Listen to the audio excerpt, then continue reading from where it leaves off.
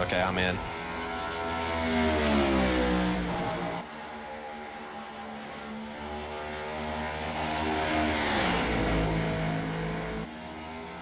One thing I do like about doing it this way is I hit spacebar, I can see the whole screen.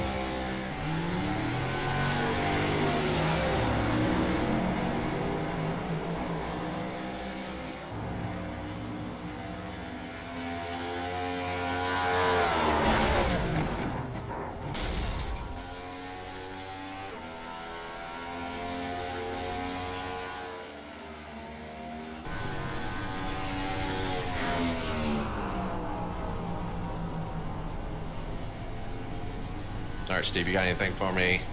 Be 10-6 for a couple minutes.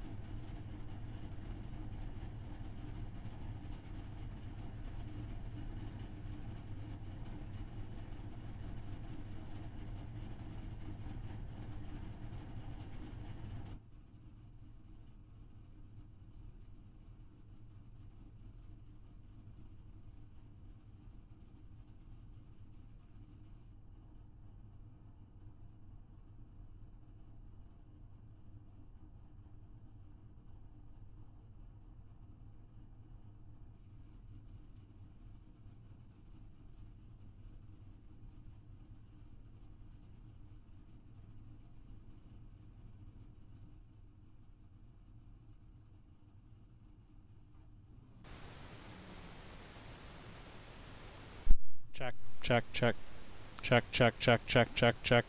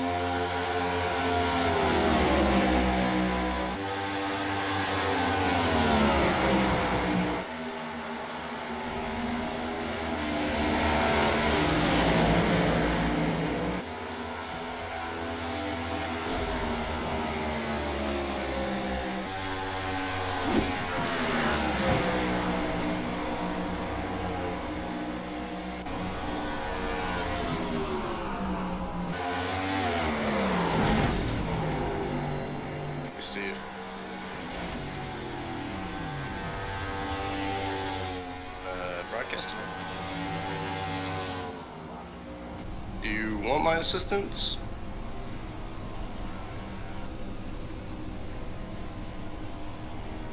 Do both.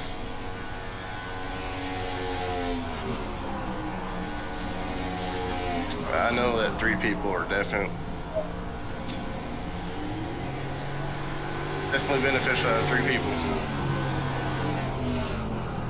You racing too?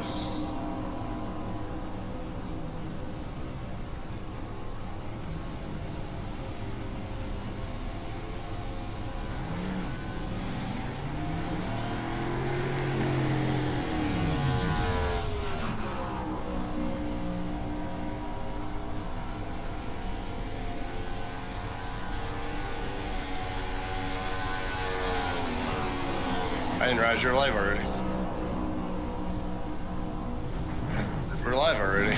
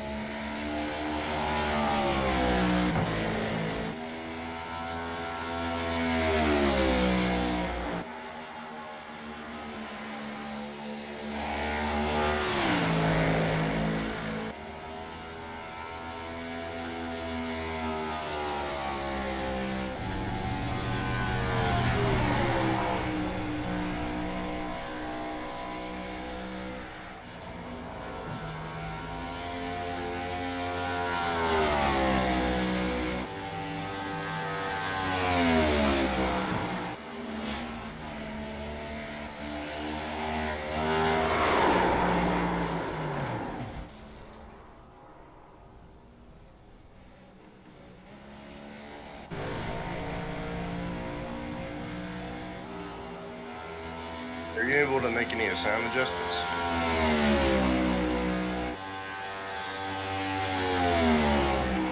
It sounds like I'm kind of like in a room, like, oh, hey, it's flashing on my side.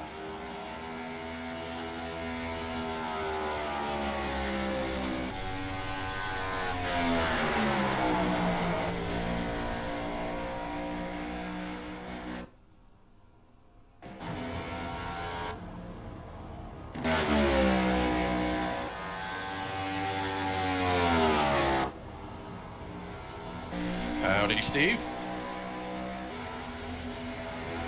What's up, Justin? How's it going, Vince? I just feel like, well, you know, I'm a normal broadcaster, so might as well hop in here with you guys, help out. Heck yeah, 3's better than 2.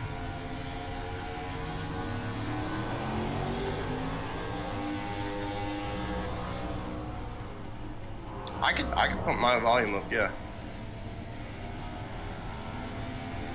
Well, it's not so much you can hear me fine. It's just like it's very echoing on my end, I think. I don't know. I would have to watch a YouTube thing and do a couple sound checks.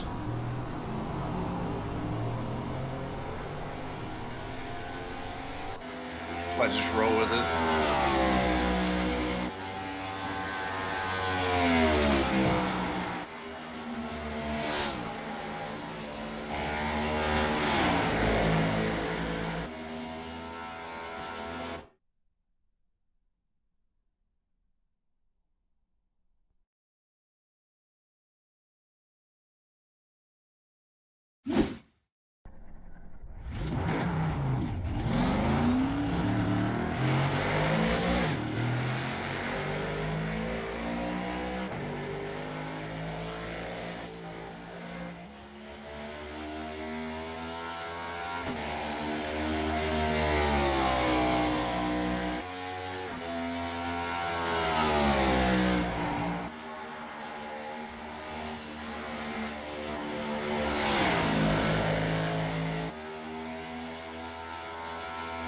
Yeah, we're running a real loose track here. Hi everybody, I'm Justin. Normally I'm with Stagger Broadcast, and tonight I decided to help out these guys.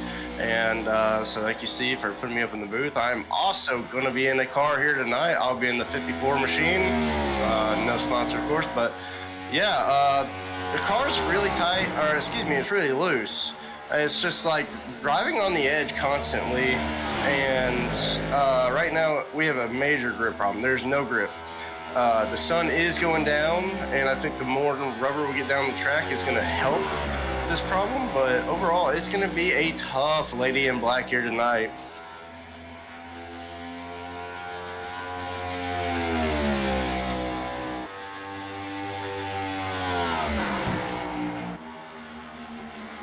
Justin, just by looking, I'm following Bobby in his cockpit. The angles of the turns and stuff kind of reminds me a little bit of Darlington. Well, Vince, that's because it is Darlington. I guess I got my tracks wrong. That helps.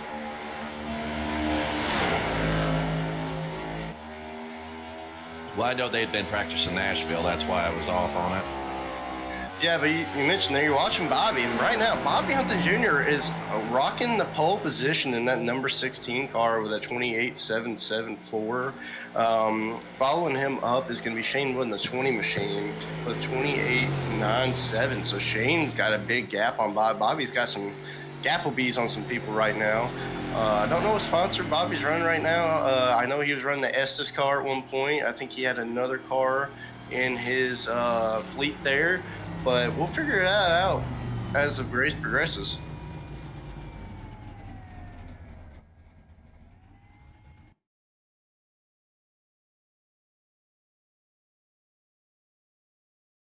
And Justin, did you notice in the turns how much difference there is between the regular Cup cars and the next gen? How much of a difference there was going into the turns? I know with the old ones, a little drag braking before going into the turn.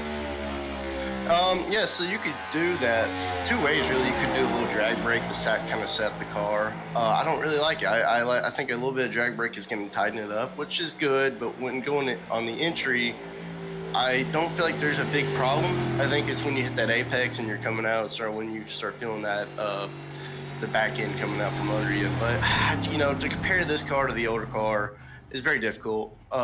There's just so many differences and just the track alone as far as temperature and everything. This track is just so temperamental. I mean, it's different day to day.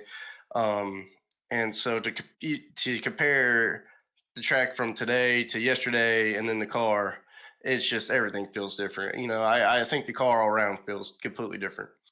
Yeah, most definitely. It seems like, the races that I've ran with it, that you feel like you have a little more control of the car for the most part. But yeah, our stages tonight are going to be 60 and 120, and this is going to be 184 lapper.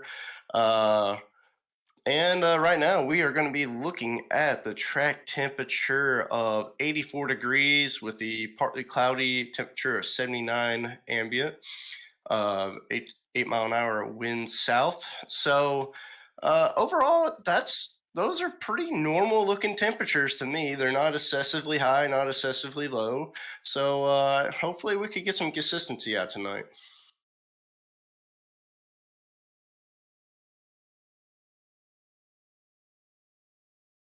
Yeah, I did notice the track temperatures quite a bit lower than what we're used to seeing on a lit track. Yeah, and so actually we're looking here at the standings. Cody Harger able to take over second place with a 28.90. Bobby still with her unbelievable 774, though. That is just rocket around the track. I mean, I think Bobby's going to definitely have a good advantage here tonight. We got to remember Chris Mathis, our race winner last week. He will not be able to qualify here tonight.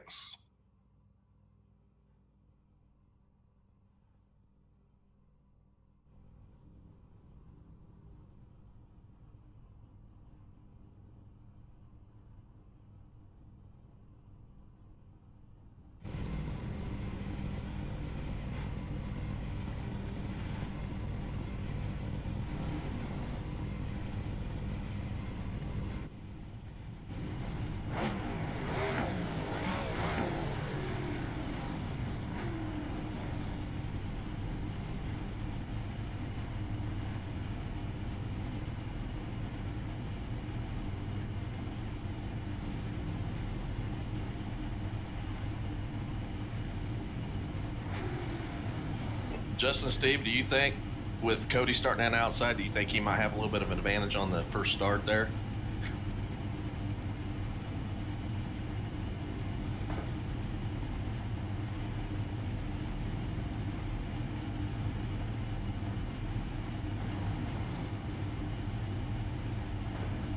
Yeah. Well, okay then. Anyways, I think Cody's got an absolute advantage up there myself. I think that you want to diamond your corners as much as possible. You want to dive in, going in, and go high up as possible, you apex, and then dive back down. And I just think that's going to limit Bobby Jr. there on his apex, and I think it's going to absolutely give him a good drive off coming down the back straightaway. So, what's our picks for tonight, guys?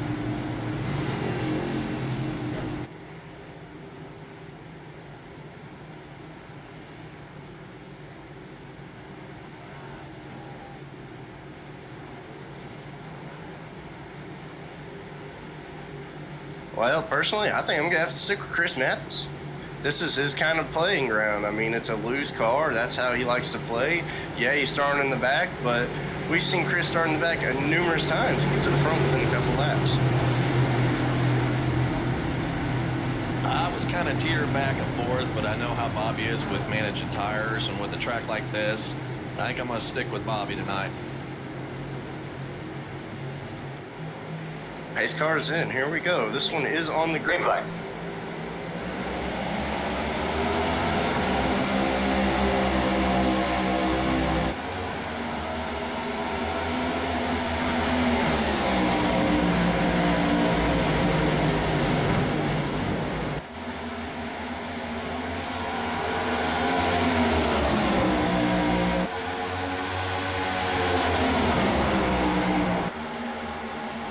Yeah, I think everybody's doing a phenomenal job of really not pushing the issue right off the bat here. You can see everybody's actually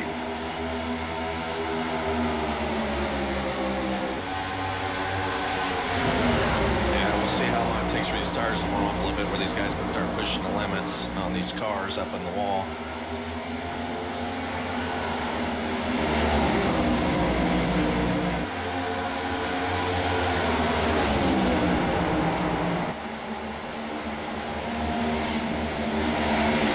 As I was saying, those tires got to heat up where you can start figuring out where your grip's at. No, we big wreck on the front straightaway here. looks like Will Hewitt.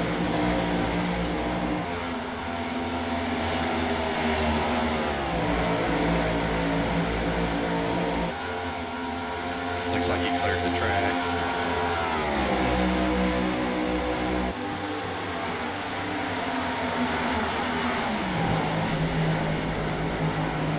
Caution.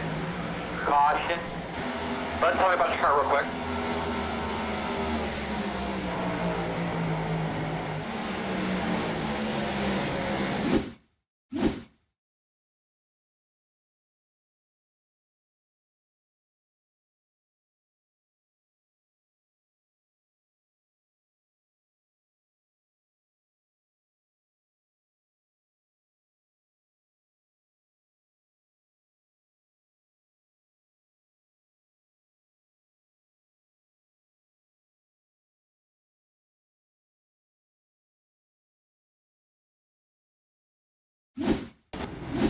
Steve, I know racing the Cup cars here a couple times and the ARC, pretty much coming off that exit of that turn, it's real sneaky. If you get down just a little too low on that seam, it'll bite you.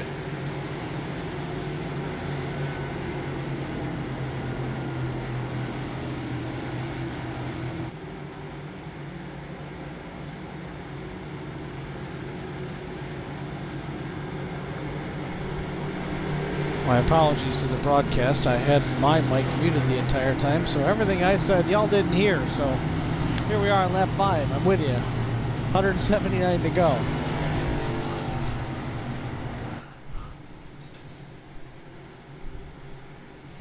At least you knew you were at the right track. Yeah, well, like I said, this was a last-minute deal. There's no notes to work from. At least we know some of the guys in the field because we've raced with them. Justin helping us out from Staggered Broadcasting, even though he's in the race. Double duty in it tonight. Appreciate the help. Yeah, I gotta say, I think I gotta give my hat off to those guys right there on that start there. They did an amazing job of really not pushing the issue. I mean, yeah, it was a little hectic, and Bobby's got a little messed up, Will Hewitt got a little messed up, but it wasn't like it was everybody was pushing as hard as they can. It's like, oh, I got a little loose here, we got to check up a little bit, and it was just a big crowd, you know. Well, Justin, Yeah. initially on these first 5 laps, I mean, what's your take so far? Is it super, super loose? Is it different than practice? I mean, what are you feeling out there? It feels identical to practice, honestly. I don't feel like the car has changed at all from practice, which is a great thing to say. It's expectable. The problem I'm seeing here is that it's just so scary to drive. It's just so on the edge, and everybody's able to stay grouped up until a mistake happens that it's scary. I mean, you kind of don't want to push the issue. I mean, we're all checking up heavily in these corners here because everybody don't want to push the issue. I can only imagine what the end of the race is going to be like if this car stays like this. Now, with tire wear, was it getting any better or was it just worse? In that little stand, it's hard to tell, but I do feel like at the end of it, it was, it felt a little better. You know, I felt a little bit more comfortable. Maybe it was just where I'm getting used to where it's getting loose at. All right. Well, lights are off on the pace car. Looks like we're going to back to green this time by. Shane Wood is your leader. Cody Harger in second. Cole Ainsley third. Thomas McMullen is fourth. And Alan DeFries is fifth. Green is in the air. Great jump by Shane Wood in the 20. He is Green off flag. and running, but we got some trouble coming off a 4 on the initial start. Couldn't tell who it was. Looked like maybe Will Hewitt got turned. One car incident. We stay green. Yeah, I noticed too. They gave Shane an option to take inside or outside, and he actually took the inside on that start. Well, he got the advantage of making the decision when to go, so that was certainly beneficial to him. Yeah, Will Hewitt spun his wheels on that restart, it looked like, and just nosedived right in front of me, unfortunately. Will Hewitt not having a good night early on in the run.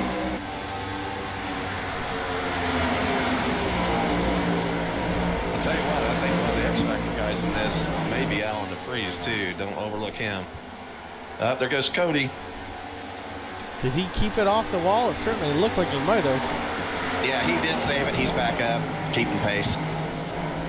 Cody Harger loses a couple of positions, back to fourth it looks like at this point. Keeps it off the wall, keeps on trucking. We're going to see a lot of that tonight, I think. Chris Mathis takes a pit. I'm not sure why Chris took the pit there. His damage was very minimal after that incident.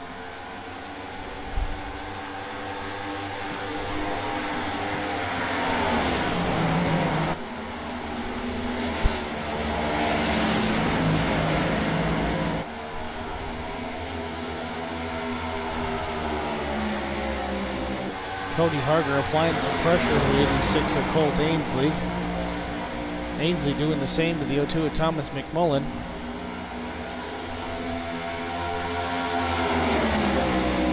Three-car pack that we're watching right now.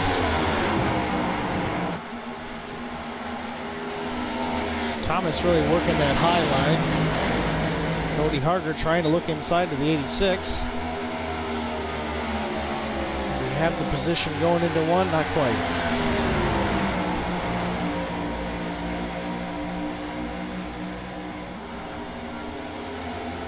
Yeah, I'm watching Shane right now. It seems like he's got 66. Cody Harger loose again. A little bit of contact. Now he's hard into the inside wall on the backstretch. Again, single car incident. Caution is out, though. He is right in the middle of traffic, so I definitely understand why they threw the yellow for that one. Yeah, Cody Harger, great move, smart experience to move right there, just to hold the brakes, wait for everybody to pass, then pick it back up. Don't make any unexpected moves when you know you got people coming at you at 150 plus mile an hour. Looks like he might have got back to the throttle a little too soon coming off turn 2. Had it saved. Right, left, swatting flies in the cockpit, makes a little bit of contact with the 46, but then hard into the inside wall in the backstretch. Comes to a rest right in front of traffic. I'll tell you what, David Bradford couldn't have cut it any closer than that. I think he probably could have shaved the hair off Cody's car. I tell you, might have ripped some decals off that 66 for sure. Right. Steve, from what I can tell, I've looked at all the incidences so far. It looks like most of them just look like their exits on the turns are just a little too low for the cars to maintain, and it's the same spot each time. Well, it's certainly not rough driving. These guys are trying to get all they can get, keep that car driving off the corner, but if you get on throttle, it looks like a little bit too early. It's going to come around on you. Yeah, it looks like the ones that have spun out has been dropping down into that third from the top lane to try to come off that straightaway and get a run.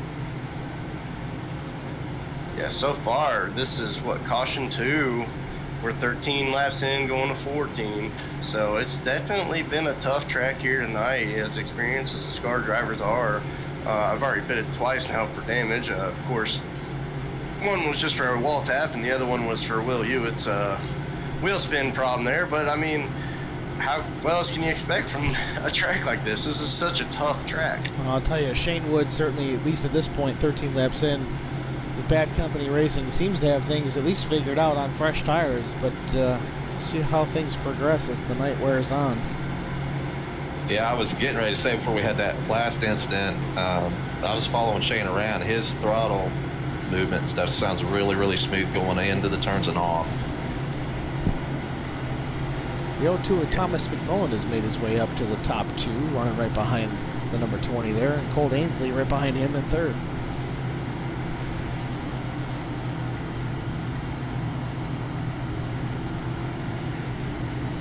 Yeah, I'm thinking it's one of those tracks where the old bungee cord comes in handy to keep you off stomping that throttle. You know, it's not a short track, but I think you might be right there. It's got to be real tender on it. Pretend there's an egg underneath that pedal, and you don't want to break it. You know, I think this is definitely one of those tracks also that the respect level is earned. You know what I mean? If you can get around here, you can navigate around here, not lose the back end of the car, and just work with other drivers on such a thin piece of line. I think you're going to earn a lot of respect here. Yeah, if you notice with the 3 guys that's been involved in incidents are those guys that ride that razor's edge for the speed and the grip on the track, and they're riding that thin line. This track will bite you. Call it the Lady in Black for nothing.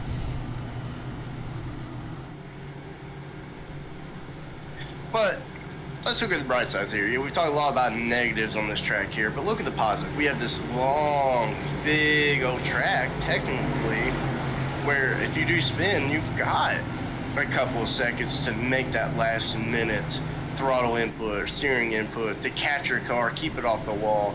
You know, the corners, they're big, sweeping corners. I mean, they're massive. I mean, it's going to be really hard to hit a wall, or at least the bottom wall. And they say the top wall is easy to hit. The bottom one is hard to hit. She's kind of narrow in the corners, but you got plenty of room. It's real wide on the straightaways.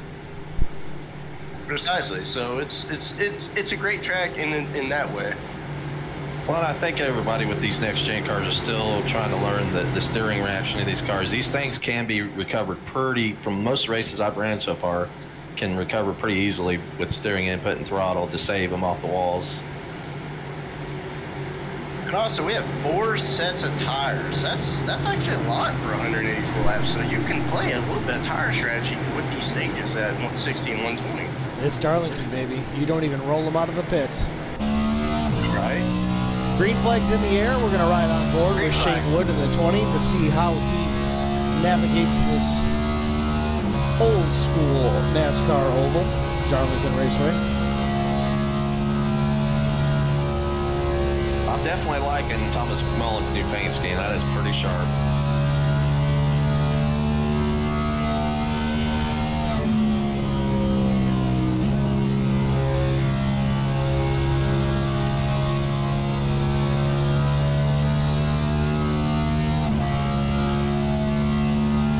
Shane Wood using 5th gear, going down the straightaway. Carrying some good speed through 1 and 2.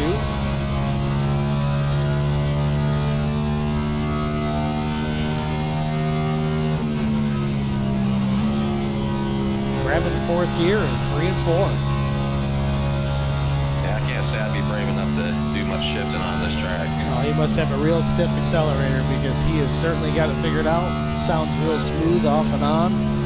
Explains why he's leading the race and put a second on second place Thomas McMullen already.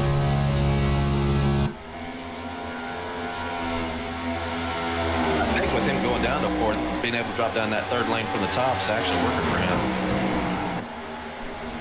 Well, right now we're looking at Thomas McMullen and Colt Ainsley. Colt is definitely applying some pressure on the 0-2 for that second position.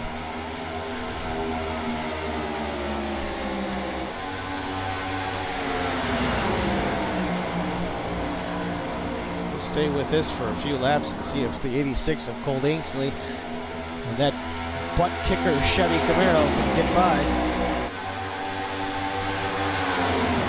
I think one thing we'll start to notice, especially with the guys that are closer together, is where they start backing up the turns a little bit as the tires start to wear off. Caution, caution. And we do have a yellow. Looks like we have another issue with Will Hewitt and Jeff Napier. Let's go see what shook out there. Our third caution of the day on lap 19. Watching the replay here, and the 33 of Will Hewitt to the inside of the 2. Yeah, it looks like the 2 and 33 kind of got into a racing deal and came into each other on that turn. Definitely some contact on corner entry. Will Hewitt came back up the track and collected the 2 and gets hooked. Not a good day. Let's see what happened here with Jeff. Jeff got collected in the aftermath of that, looks like. Yeah, he doesn't sound real happy about it.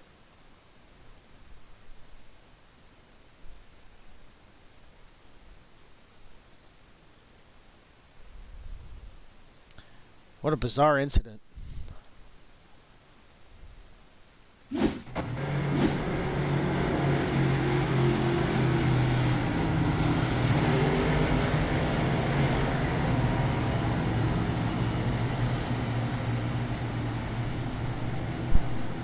Yeah, I'll tell you what, that outside wall is awful annoying here tonight. I've had to pit every single time for about 20 seconds just because I keep tapping it. A little too many Darlington stripes, huh, Justin? Man, it's tough, man. It's tough to get that run without staying on the wall.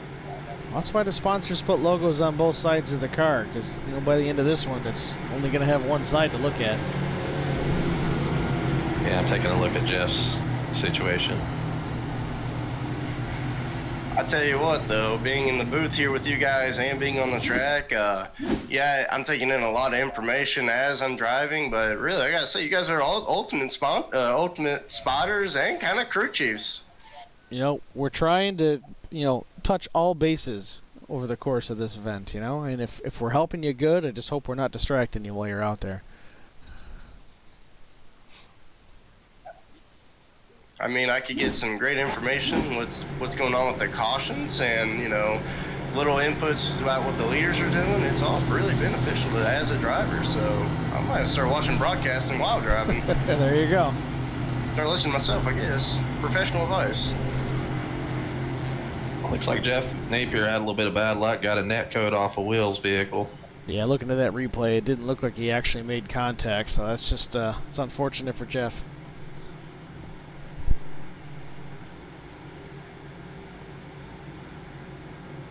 You can definitely tell even early on this track's got the tempers flaring a little bit. So we've picked drivers as far as who might win here tonight. Who do y'all think has the prettiest car here tonight? That is a tough one. We could cycle through here. We're going to green in about a lap and a half. So Shane Wood, he's in the 20. Let's take a peek at that one. That is the Resolute, it looks like. Machine Specialty. You got Thomas McMullen. He is in the 02. The paint scheme, like Vincent mentioned earlier, looks pretty darn good on that one as well. Not sure of the sponsor on it as of yet. Got Colt Ainsley in the 86 butt kicker machine. That one, I like that one quite a bit actually. The white, red, and black, it suits me. Thomas is Murder Creek Distillery as his main on the front. Nothing wrong with that. 71 At Alan all. DeFries in the NRA colors. American flag. You can't ever go wrong with the American flag. David Bradford in the, looks like a Bud Light Platinum car. I'm not a big fan of the Platinum, but to each their own. And you got Bobby Jr. in the 16. Bud Light Platinum is actually one of our sponsors right now. Well, they're currently sponsoring David Bradford. Hey, I'll tell you right now, if it's cold, I'll drink it. I'm not too picky. Yeah, I'll tell you what, those Bud Light Platinums, they definitely got their thing going there. But continue on, we got Bobby Hempton Jr. He's got some Estes colors on there. Got Jason Spear with the old Red Bull. A little bit of a throwback now. 51 Yeah, no kidding. of JD Monetitis with the shock top colors. And we're going green, so we'll cover the rest of that later. Green flag. Shane Wood got another good start. You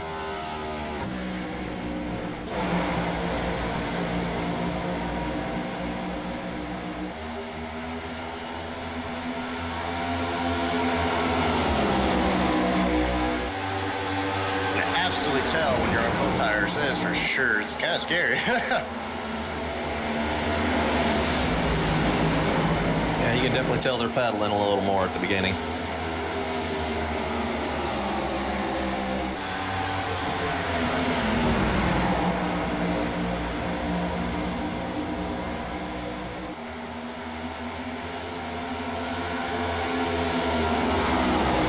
I almost want to say that this car turns too good, and that's why it's loose.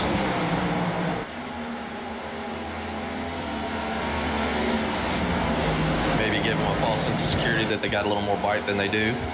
Exactly. Because, like, I can churn, no problem. But when I do, it turns a lot. Tell you, we still got a battle here with Thomas McMullen and the 86 of Cole Ainsley. He really wants around that 0-2, but I don't know how patient he's going to be. Thomas is usually, I would say, conservative, but he's a safe racer. He bides his time and lies in the weeds. You know, my experience with Thomas is he's patient, but he's aggressive, but he's also never turned me. He's never made contact that he shouldn't have made. I mean, he's a good racer. Colt Ainsley's going to have to find a way around. One thing I've learned with Thomas, though, you know, he's kind of a blind bear. Don't poke the bear because he will poke back. Yeah, well, that's fair. I mean, like elephants, they got great memories. Colt looking to the inside. Don't know if he's going to have enough, but he's got to run into 3. Makes the move, takes the position from the 0-2 Thomas McMullen. Colt Ainsley up to second place. Looks like David Bradford's going to take the same line and pick up third. Thomas is under attack now by Bobby Hamilton. That was a very good move by Colt. It was smooth. He wasn't out of control and glided it right back up.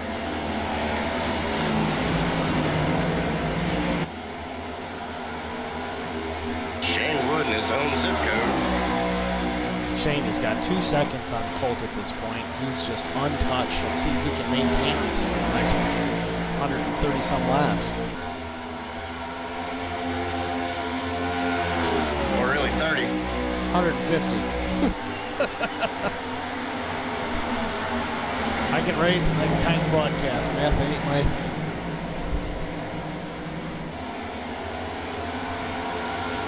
I think the one thing I do like about this track is once the field starts to stretch out, you can kind of get yourself into a groove that works for you.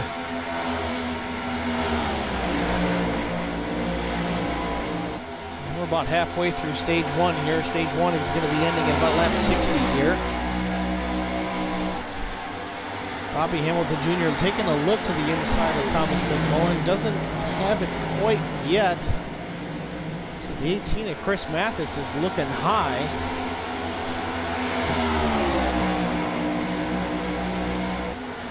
Thomas McMullen successfully defends the charge from Bobby.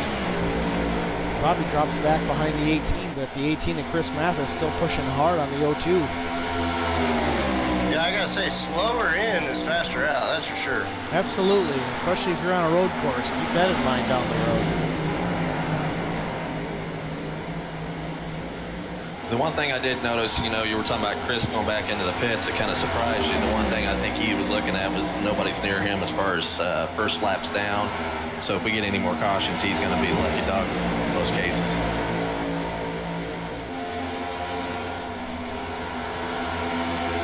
Looking at it, I didn't even notice.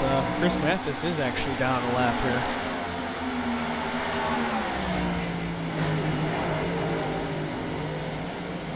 Two laps, actually. So he'll get one of those back, it looks like, with the first stage caution here. He'll be in the thick of this by the end of the night, I'm sure. Well, that and hopefully not, you know, being able to get some of the repairs done prior to these 2 stages, he'll be set up pretty good. So Shane Wood continues to lead here at the Throwback 184 from Darlington Raceway. He's got about 3 seconds on second place, Colt Ainsley. Third place, David Bradford. Fourth place, Bobby Hamilton Jr. And the 0-2 of Thomas McMullen in P5. What do you We think, just had- Vince? Is this too strong of a pace for Shane Wood, or has he just got it figured out better than the rest of the pack?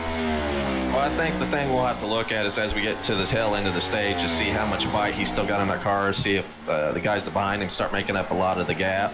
I noticed a little bit ago that Colt tapped into the wall and he just tapped it again. So I can tell the tires are starting to go out a little bit. That's one thing we want to watch to see if they start making up that difference.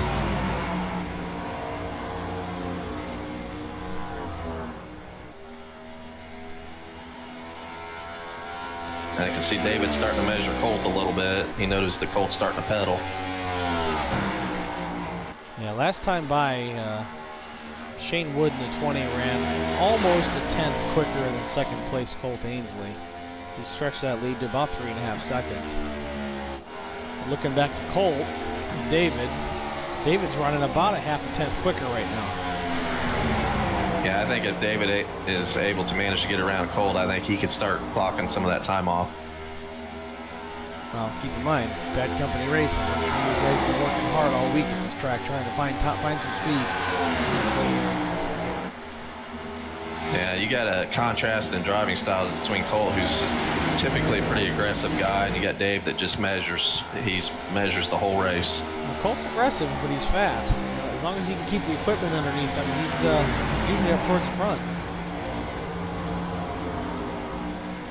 He's got some pretty significant damage on that right side. I don't know if that's affected him at all or anything at this point. You know, so does Bobby Jr. Bobby's whole right side is caved in pretty good. He's definitely got a Darlington stripe or 2 or 3.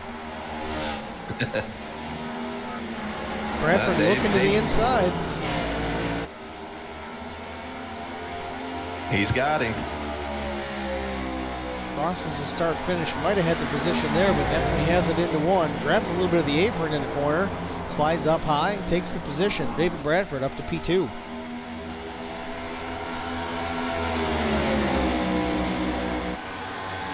Yeah, I'll be interested to watch the difference between Shane and David at this point, see if he starts knocking some time off. Well, we're following that, but we have a yellow, and Hey it man, your mic appears sounds like a little far away from your our mouth. race Just double reporter check that for Justin us, may please. have had an incident out on track. Yeah, he really sucks. Justin, you all right? My ego's hurt. Oh, slid it off the shit. corner into the wall. Overcorrected in front of traffic. Red Bull and Shock Top both miss you. Go around on either side. So good job on them. Justin Napier into the inside wall. Yeah, that engine's definitely sounding a little sour, Justin.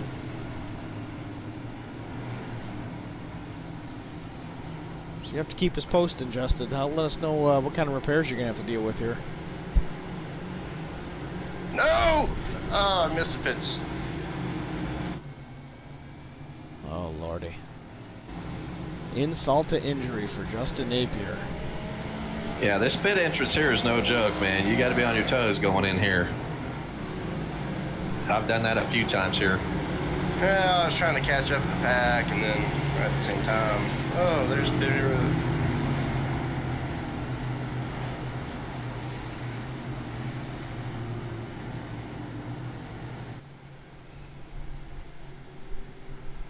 So as of now, your new leader is Bobby Hamilton Jr. in the 16. Thomas McMullen second. The 83 Jason Spear, the 32 of Ian Spear.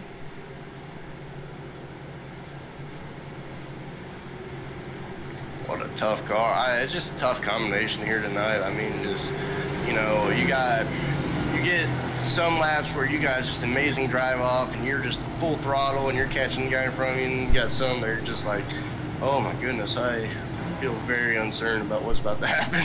It seems pretty inconsistent from lap to lap. Sometimes you seem like you can get right on the throttle, and other times you just can't. Yeah, this track will find your faults, whether it's just a slip of complacency or just not paying attention to your points or your marks.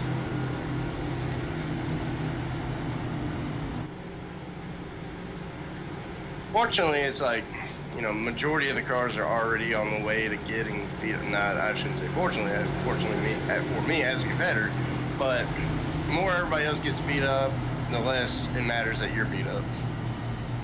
That's basically what I'm getting at.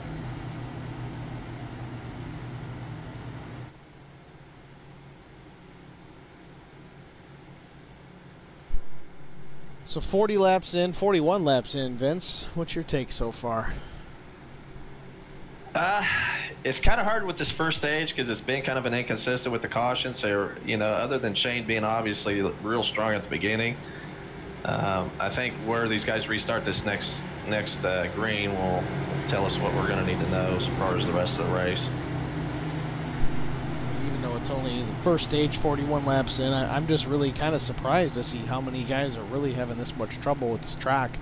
Like Justin was saying, these guys in Scar here, they're no slouches. They know what they're doing on these racetracks, these race cars. They can handle a loose car, and it seems like today that's not really the case. Right. And I think, like I said earlier, your Razor's Edge guys, your Bobby Hamilton, Chris Mathis, Colt Ansley, some of the bigger drivers, it's bit them already, and that's because they're testing those limits to see what that car can do. Even our own Justin Napier here, our in-race reporter from Staggered Broadcasting, even had some trouble. Again, he's usually a pretty clean racer out there himself, and seen him turn it around, put it in the wall. It happens to the best of them. Yeah. Ego shot. Looks like Thomas McMullins is still pretty clean. I don't see any stripes on it yet, which is, like I was talking about, him being somewhat of a conservative, safe guy. Sometimes that tends to pay off. At the end of the night, you got to be able to finish the race if you want to win it. You know the saying, I won't repeat it. Yep.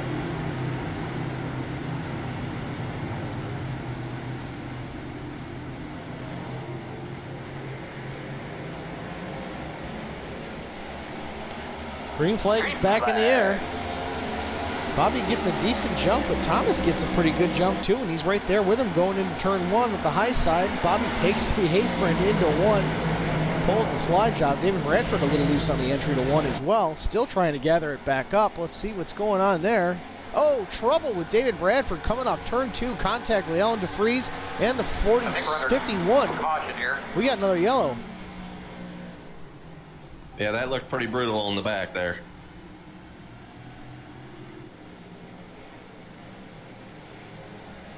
Take a look on the replay here. David has trouble coming into turn one right off the bat. Tries to drive it on the apron around two. Dirt tracking it all the way, but then it hooks right in front of the 51 and the 71. Hard contact for all three of those cars. Then Alan DeFries comes down, collects the two. 18 David clears it. Played down too hard on that turn. Cody Harger sneaks through. Ouch. Not a good wreck by any means. Tough break. Yeah, it looked like David just turned down too hard into that turn and didn't get a bite. And boy, I take some of them other guys took a pretty good hit. Well, David's got it parked in pit lane right now. It appears they're going to work on it. See what they can get done here. It's wrecks like that where I'm glad I'm not racing tonight because I usually run a 100% force feedback, so I know that would have stung. Let's see if we can pull them up here and have a conversation. David Bradford, it's Steve, Vince, and Justin in the broadcast booth. You got us? I got you now, guys. So tell us what happened there. Looks like a tough break for sure. It just started sliding on entry, man, and I got down on the apron and just completely let out, was slowly on the brakes, and it just got more and more into a slide, so I locked it down, and as soon as I did, it turned right. Yeah, I tell you, for a minute there watching you dirt track it through 1 and 2, I thought she had it saved, and then all of a sudden she hooked in front of traffic, and it's all she wrote. Yeah, I mean, I don't really mind taking myself out, but I really hate taking other cars out and stuff like that. Man, that's just a tough one to swallow there. Like I said, I don't mind if I wreck on my own and just something happens, but I really hate it for the rest of the guys. That's a tough deal for sure. You got a lot of damage to get fixed? Yeah, I got a ton of damage. It's gonna be a long night. All right, Dave. Well, thanks for talking to us. Have a good rest of the night. Good luck. Thank you, guys. Tough break for David Bradford.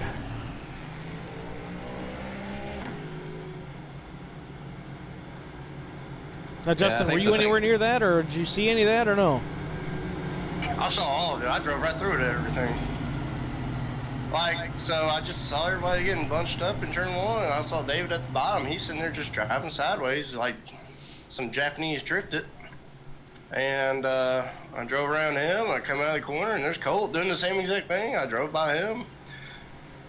Everything good. So got my damage fixed now, but it's very unfortunate, you know. And it was just like Vince was saying, almost like he jinxed him, gave him a broadcast jinx. Was even guys that can drive on that edge like David is getting literally punted here tonight by this track. Yeah, David is definitely one of the best we've got out here tonight, and if it's tough for him, it's a handful for everybody on track for sure. Now, you said, Justin, you got your damage fixed up. Are you all good to go? Is the car happy again, or what are you feeling? I don't think this car is going to be happy at all night long, to be honest with you. I think it's just one of them things. It's like you just got to kind of fight the monster head on, you know, and just take every corner with ease. Really, personally, my goal, and I hope it's a lot of other drivers' goal, is just don't push the envelope into the end. You know, there's just nowhere to go. Just you got to finish. And Justin, you're still on the lead lap here, so just keep a thing one piece, and you might come home with a top 5 or better. Yeah, I think the bad part is, Steve, you know, I look up to a lot of these seasoned guys we got with Chris Mathis, David Bradford, Bobby, and Colt that's seasoned quite a bit seasoning, you know, and that's a consistent theme we're seeing right now is those seasoned guys are getting a little bit snake bit in this one.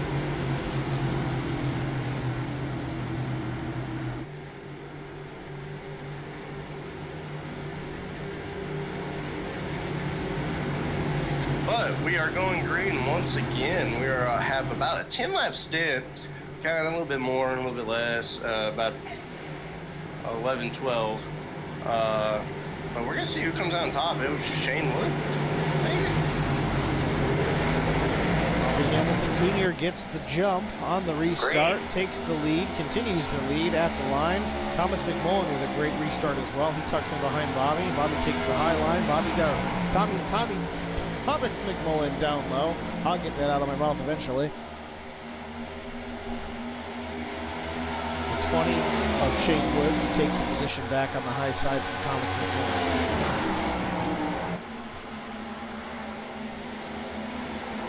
There goes Shane on the inside. Back to the lead, the 20 of Shane Wood, like it was nothing.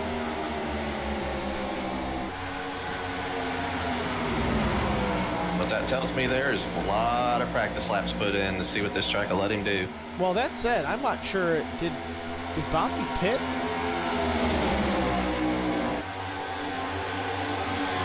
I'm not sure with us being so close to the stage end, he may have tried to take a chance to see if he could place in the top, you know, points positions.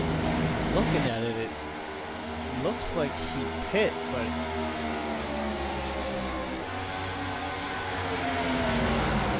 yeah, I'm not sure. I think with this, you know, field being dwindled down a little bit, you know, these guys can take a little bit of a risk at the end of a stage or close to the end of the stage to try to sneak out there and sneak a top position and get points. Here we go again, a battle. Oh, Colt Ainsley into the O2 and Thomas McMullen. They both get collected into the wall. We stay green. Some aggression by the 86.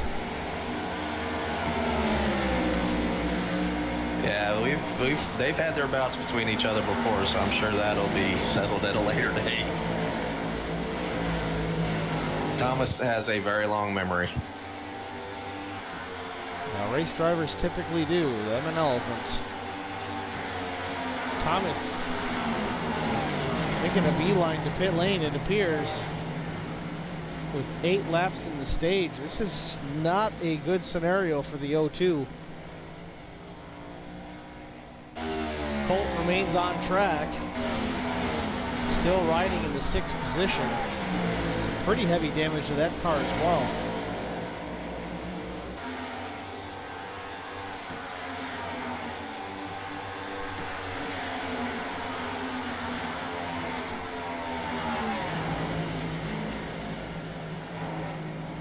Let's see if we can take another look at that here. Yeah, it looked like it to me it was a racing deal. Both of them going in a turn just to clip the quarter panel.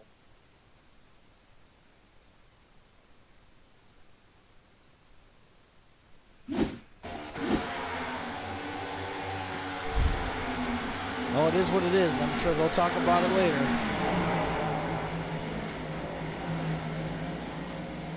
Well, I think with the history between those two, even if it was a racing deal, it's still not going to be taken kindly to.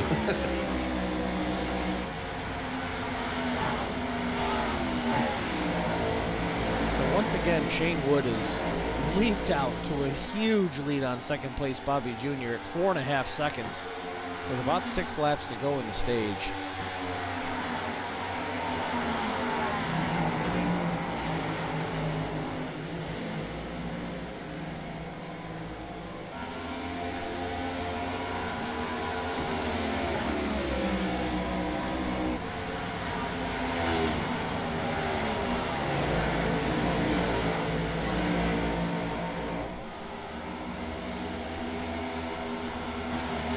Justin Napier into the wall again. Hard impact to the inside wall of the backstretch. Still green. Yeah, that might have been the finisher for him. The whole front's gone. You just got to drive so close to the edge, man. I was sitting there, I was watching, just trying to keep a pace. Caught the outside wall. Hard impact to the inside wall in the backstretch.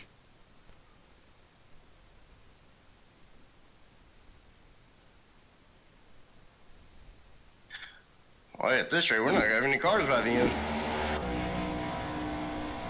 Shane Wood, 6.25 second lead on second place at this point with 3 to go in the stage. Unbelievable. Yeah, it kind of makes me wonder if Bobby didn't take all 4 tires and maybe took a chance and just took 2. Well, I was wondering how he got up to the lead there, but that's a possibility. Maybe he's just saving for late.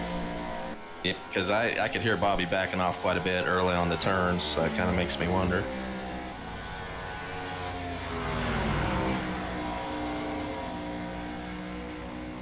Thomas McMullen is down 3 laps at this point. We're up to 6 cars on the lead lap. Justin's got an opportunity to get one back here at the end of the stage. Yeah, unfortunately, I'm going to go ahead and call it there, man. I've got about 15 minutes repair. At that point, I'll be multiple laps down. I run regular season anyway, so I'm just going to go ahead and jump back in, watching out of the Oculus, I should say.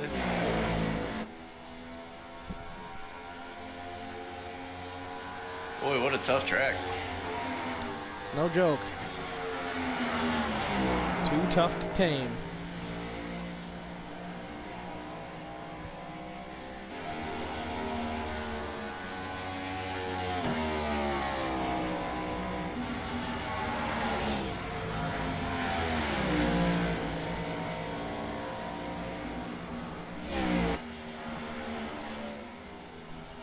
I don't know if Bobby's just backed off, but Shane Wood, he's up to a 9-second advantage as he comes to take the win in this stage. Chris Mathis in third, 12 seconds back. Colt Ainsley still managing to hang on to fourth.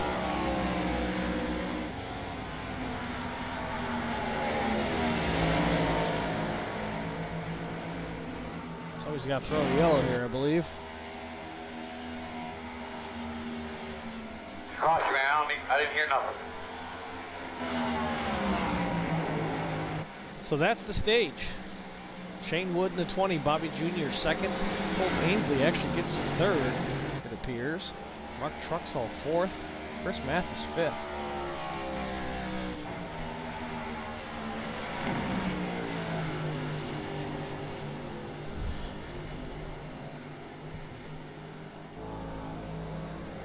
Well, stage 1 complete. Vince, what are your thoughts?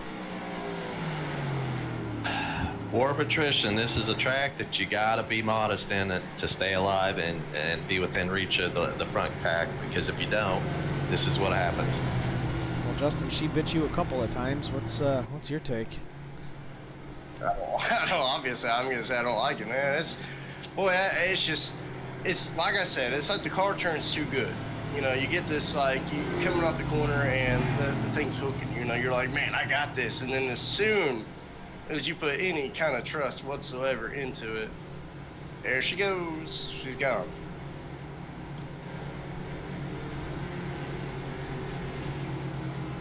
But yeah, I'm actually gonna stay up here in the booth and watch the remaining of the race here. Pretty well did a good job of knocking myself out. Appreciate you sticking around, Justin, for sure. Sorry about the luck, but I'll tell you, this three-man booth thing, I'm a fan. Yeah, I know, man. It's great when you have three people up in the booth because, I mean, when it's just me and Cameron, you know, especially when I'm on the track, Cameron's having to feed the air, you know, to me, and sometimes I don't have a response for him because I can't. Well, I'm sure my wife's appreciating too. She's kind of a Justin Napier fan anyway. Well, I'm glad to hear that because I think everybody's Cameron Hagman fans, I'm pretty sure. Well, let's see if we can pull Stage 1 winner Shane Wood up here, and let's have a conversation with him real quick. Shane Wood, it's Steve, Vince, and Justin in the booth. You got us? Gotcha, man.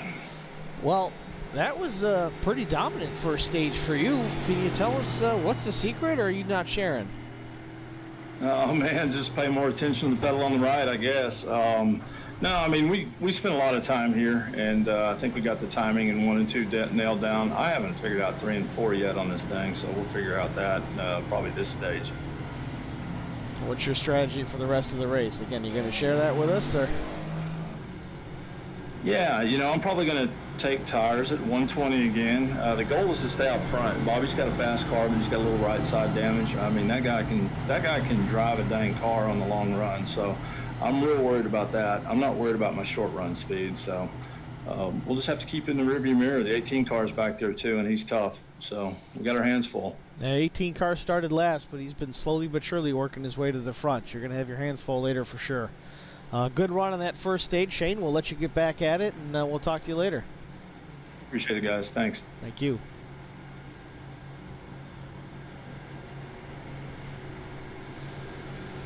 Cool, calm, and collected, Mr. Wood sounds, if you ask me. Took the words right out of my mouth. Drives like he talks.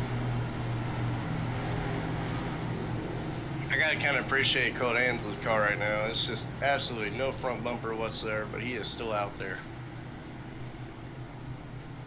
Yeah, this is starting to turn into a war of attrition, man. If you got a car that's got 4 wheels and can go down the track, get back out there. Yeah, that car is beat up. Looks like something out of Days of Thunder after they wrecked it 1,200 times. Right? Looks like Shane Wood going to elect the high side. Oh, no, someone left to go ahead. My bad. So Shane Wood, you're right. Justin, he's taking the high side.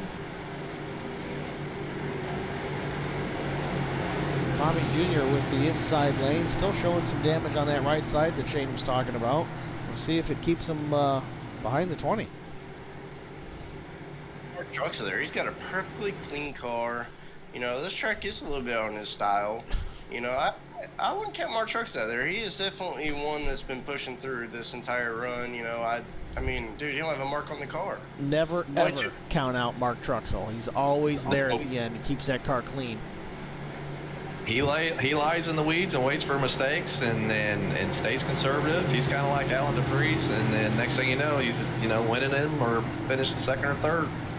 I knew about 100,000 at Daytona. Thanks, Mark. Still bitter about that, huh? It'd be better if you'd let it go, but he don't. But I can't let it go because he won't let go. Great restart again by the 20 of Shane Wood. He is off in the 3/10 advantage on second place already into turn 1 and 2. He is just setting sail off of turn 2. Yeah, you see the second and third side by side on that restart, which slows them both down because they're after the pedal going in the turn and gives Shane that chance to get that big lead. Ooh, side by side is the 86 of Colt Ansley and the 18 of Chris Mathis. A little bit of contact. Mathis gets by, along as Mark Truxell looking to the inside of Colt as well. Settles in behind the 86.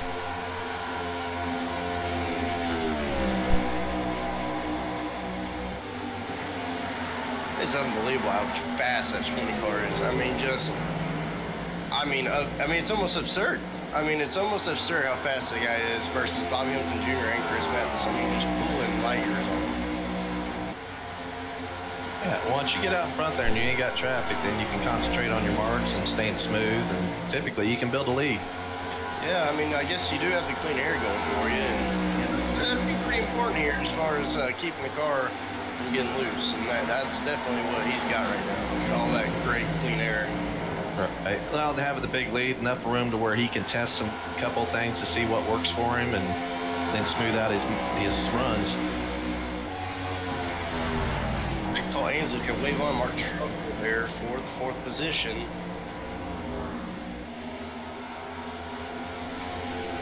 Yeah, Mark's been working the 86 for a couple of laps since the restart, and he's definitely finished that pass off. Truxell up to 4th. I've noticed with Thomas now being the first one 2 laps down, so he'll be on the lucky dog position if he stays where he's at.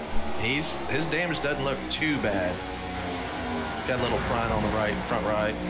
I don't know, the way things have been going tonight, anything's possible. These guys are still fighting to keep this car straight. Thomas has been going 2 laps down. He's still not out of this.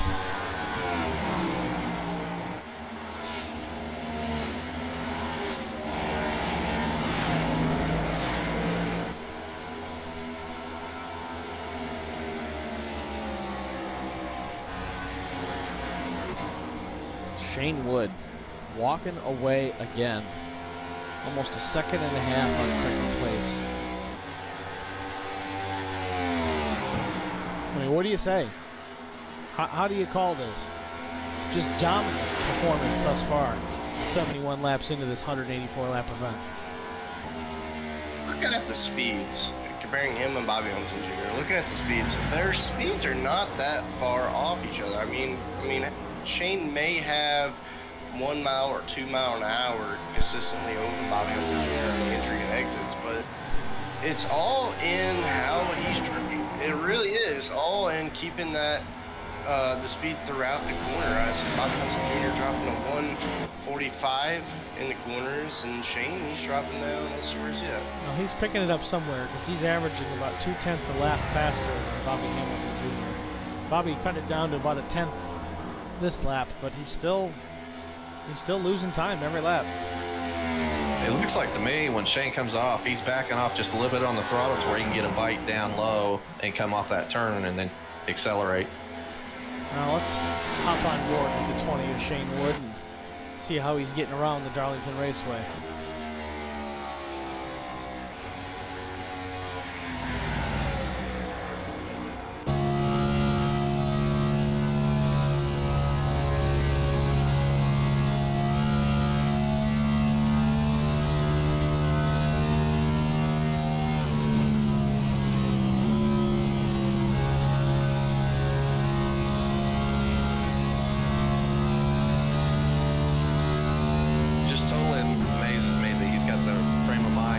Down in the 4th gear on that turn. Yeah, I actually started doing that myself once you guys said that that's what he was doing. It works. It's actually not that bad in these transmissions here because they're sequential.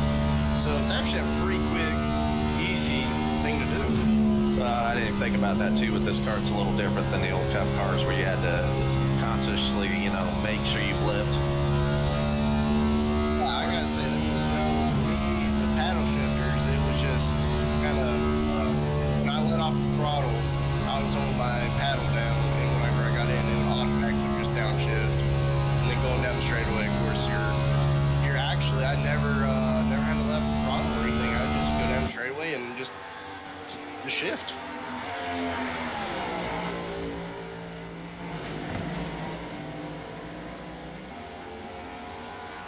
Yeah, he's just very, very smooth in all the sequencing he's doing between the steering input and the shifting.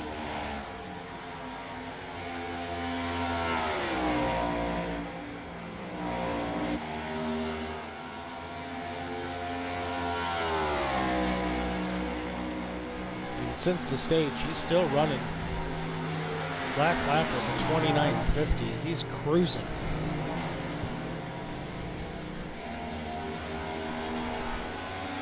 Yeah, he's going to start coming up on some lap cars here shortly. See how he handles those.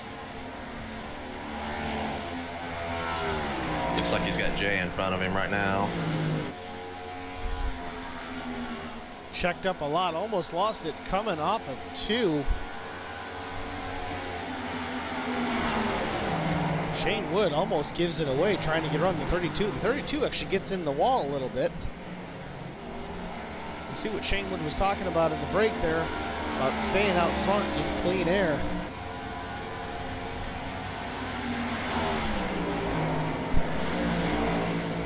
Now he has got a lap car between him and Bobby, so that's just adding to the, hey, I don't even have to look at my mirror deal, you know?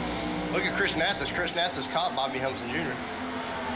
And they're catching a lap car. You know, they got around a lap car pretty easily. It looks like Daryl Spear, that's actually Daryl Spear here tonight, driving 4 in Spear. So he just lets him go.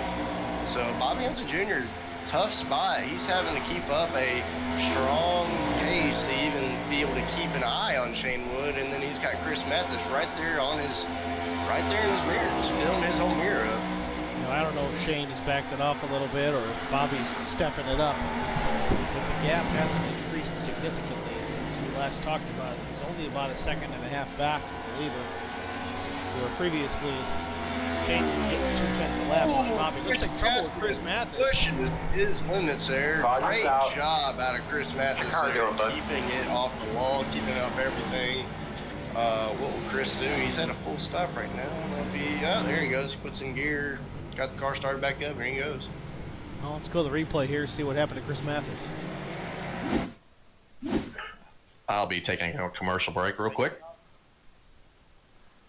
Mathis gets into the outside wall coming off late and just overcorrects it. Might have skinned the inside wall trying to save it.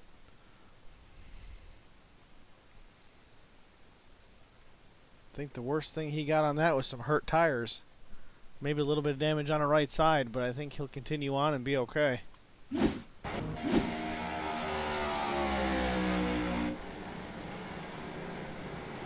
So we've been, what, 15, 16 laps under green since they pit?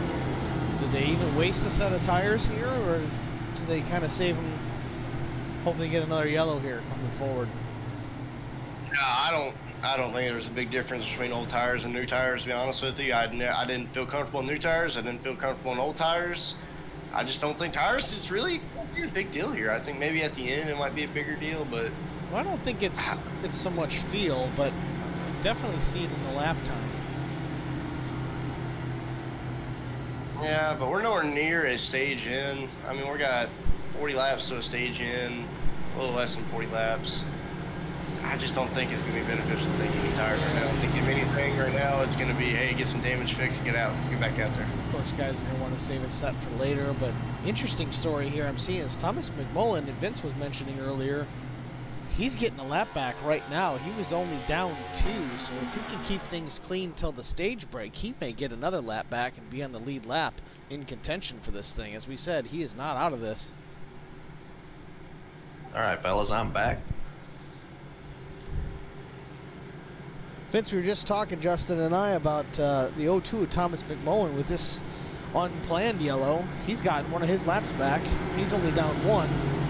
Stage caution comes out at end of lap 120, so he could be back on the lead lap here with 64 laps to go. You know, like I looked at his car earlier when he was the 2 or 3 laps down, and he didn't seem to have significant damage, which would lend it to him to move up slowly. And with his driving style, I think he can make up quite a bit of time just by hitting his marks. Mark Trucks are still with a clean car so far. Shane Wood, Mark Trucks are your only 2 clean cars on the track. Pretty sure. Yeah, I'm noticing too. Jason Spears up there. Yeah, we got all the Spear brothers out there. We got Jason, we got Mickey, and we got let's see here. And Daryl's currently in the pits, but he's getting tires. He's gonna go back out there and see what we can do with those tires. He is currently 4 laps down, so I really don't have a lot to gain, not a lot to lose either.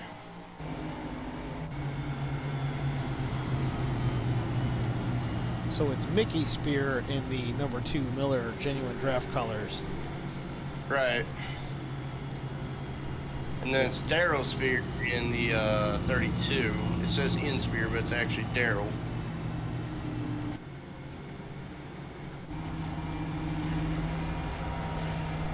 There's too many spears.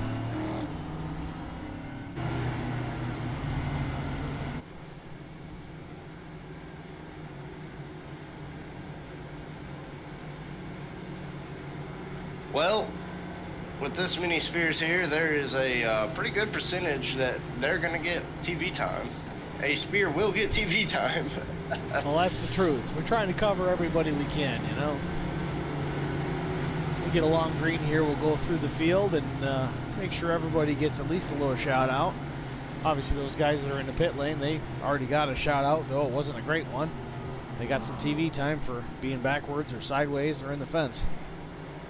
If I was Bobby Jr. right now, I would be just absolutely frustrated with tonight. I would just be so, not really, I don't want to say sick to my stomach. He might be sick to his stomach as much as the racer he is, but just for Shane to be able to pick up so much time on him on these restarts and just, you know, maybe he'll have some for him this restart, but knowing Bobby, he does not like looking at the bumper of another car. He wants to be that leader, and you know, Chris Mathis, he wanted pretty bad. He's still out there, but Chris Mathis, he's a little bit further back in the pack. Pace cars off. Shane Wood did elect the bottom this time. We're going to see how that works out for him. Will Bobby O Jr. able to keep up? No, great start out of Shane Wood, able to clear by 2 car lengths by the start-finish line on Bobby Humpton Jr. Yeah, I think if Shane just continues to keep stretching and stretching and stretching, I think at that point Bobby and Chris will look at strategically points-wise to try to hold their positions and get the best position they can. Bobby got a little bit something for Shane this time. Not quite pulling hard. And Chris Mathis already there. Not even 1 lap in, 2 laps in here. And Chris Mathis is already giving Bobby Humpton Jr. a hard time for that second place position. Bobby said, just take it, dude. Just take it. Let him go. Chris is moving outside roller. Just a little growth. Doesn't affect him too much. Chris putting on the pressure. Great Shane run. Wood. Is Chris Mathis going for the lead in that 18 pin zone. Good Lord. Talking about schooling. Shot out of a cannon. Wow. Well, it ain't That over yet, was- Justin, but I know you said earlier, I don't care that he's starting last. He's going to be up there in contention, and here he is. He just takes the lead here on lap 88. Yeah, I think Chris has figured something out one way or the other. I've seen. Is it that, or does the 20 of Shane Wood have an issue? Oh, Shane's in the wall.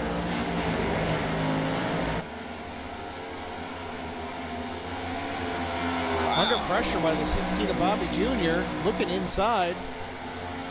I think Shane's been in clean air all night long. You know, this is the first time Shane's really had to deal with dirty air, so I think it might be throwing his momentum off. You know, he's used to the car driving in the clean air, and now he's got a dirty air car. Wow, where on earth did Chris Mathis go?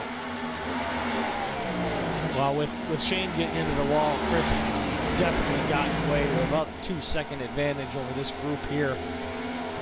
Shane Wood seems to be hanging on to second place still, gathered his thoughts, but 16 of Bobby Jr. still putting on some pressure, and while they're doing that, Mark Truxall is definitely sniffing the exhaust of the 16 as the 16 gets into the wall, a little Darlington stripe.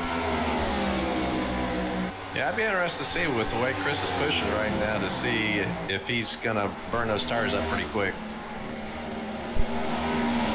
Wow, that clean air is ridiculous. I mean, that is amazing how much that clean air affects your car and your speeds and controlling and everything. I mean, that is insane.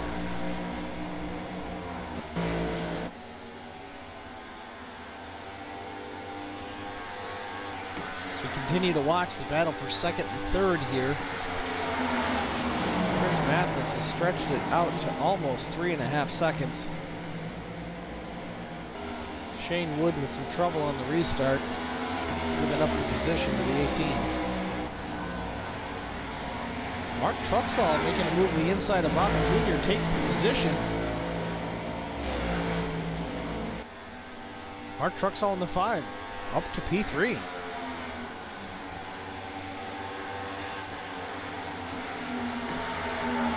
Yeah, Chris has backed it down quite a bit in the turns now, so I think he's going to start going to conserve with the tires there for a little bit.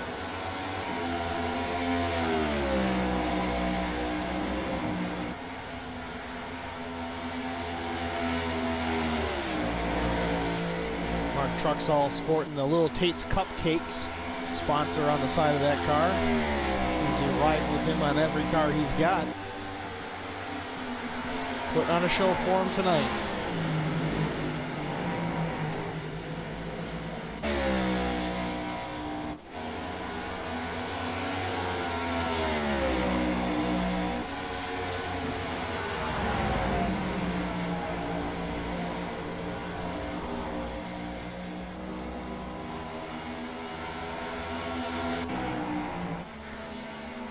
Well, with about 26 laps before the stage end, let's go through the field. Leading right now is the 18 of Chris Mathis. He started shotgun on the field. He's slowly worked his way up to the lead. Let's see if he can hold on and take the stage victory here. Shane Wood, second place in the 20, has dominated this event from the get-go. Had a little bit of an issue on the most recent restart after the last caution, and has given up the lead, but maintained second place over the 5 of Mark Truxall. Mark Truxall quietly just driving his race, keeping the car clean and free of damage, making his way around, hoping to be there at the end. Making a look to the inside of the 20 right now, maybe going to take that second spot. Meanwhile, keeping an eye on the 16 of Bobby Hamilton Jr. in his mirror. Bobby has been struggling to try and find a way to at least catch the 20 of Shane Wood tonight. It seemed like he was making some progress, and then all of a sudden the 18 of Chris Mathis snuck by on the inside. Bobby Jr. now sits in 4th place. Back to 5th, we have the 83 Red Bull colors of, I believe, Jason Spear. Again, a quiet runner tonight. Not in the wall, not causing problems, just running his race, and there he is. He sits top 5. Running 6th, and our last car on the lead lap is the 86 of Colt Ainsley. That car is beaten and battered, but still out there on the lead lap. Had some incident earlier with the 02 of Thomas McMullen. They both ended up damaged after that incident. Thomas McMullen, I believe, is still 2 laps down. The 86 of Colt Ainsley is pushing on. 7th, as we said, Thomas McMullen in the 02, damaged but fighting along. Hopefully he can get some laps back and be there in contention at the end. Overall, pretty smooth, relatively damage-free after the repairs that were made in pit lane. 32 of Daryl Spear. I believe it's not Ian Spear, as Justin corrected me earlier. Just running his race, and then number 32, Spear Chevrolet. Cody Harger in the 66 ran into some trouble earlier. He still runs 9th in the Plasmine Technologies Toyota Camry. We have Mickey Spear in the Miller Genuine Draft colors, minding his own back in 10th place, running his race. Justin Napier. Justin Napier, our in-race reporter, was out there running some laps while trying to do 2 jobs at once, and it just didn't work out. Had a tough night for Justin, got in the wall a couple of times. He's back up here in the booth helping us out, and we do appreciate it. You know, I gotta say, it's still 10 people out here, so majority of the field's still on the track, but I'm sorry, continue. Alan DeFries, the 71, got caught up in an incident, I believe, with David Bradford. David Bradford in the 46, same incident. He is out of the race, and Jeff Napier got caught up in an incident as well. His was more net code related, so unfortunately he's still relegated to the back, whether it's net code or legitimate. Car's still wrecked. It is what it is. 51 of J. Diamantitis. I think he got caught up in the same wreck as Alan DeFries. And Will Hewitt not having a good night, back in 16th. Had a couple incidents at the wall by himself, other incidents. Better luck next week. So we go back to the lead with Chris Mathis. He has 11.9 seconds on second place. Yes, second place, Mark Truxell, who has gotten by 20 of Wood. And Shane Wood is in the wall. What happened to the 20 of Shane Wood? Looks like Bobby Jr. looking to the inside. No, made contact with the 20. I don't know what that was about. Hard impact for the 20. Bobby Jr. gets involved. The 83 gets a little bit of it as well. And we have another yellow.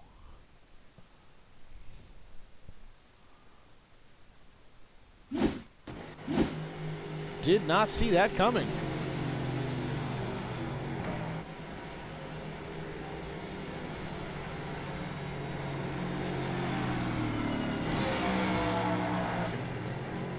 So here we are, lap 104. We still have to get to lap 20 to end this stage. So this is another yellow, another opportunity. Possibly for Thomas McMullen to get a lap back. What a change here. Massive change out there. It almost looked like maybe Shane Wood ran out of gas. No, I think he was letting up to let Bobby go by, and I don't think Bobby picked it up. Yeah, were you listening to the arguments? Yeah, I was trying to make it happen that, but I have got them turned down because I'm trying to listen to too many people at one time. Yeah, it certainly looked like Shane slowed up, whether it was intentional or out of fuel or what, and then Bobby changed lanes at the last second or at the same time and definitely got into him there. No nose on Bobby Hamilton Jr. Mark Truxell coming into the pits here. I wonder if this is going to be his opportunity here to get some tires and potentially win this stage.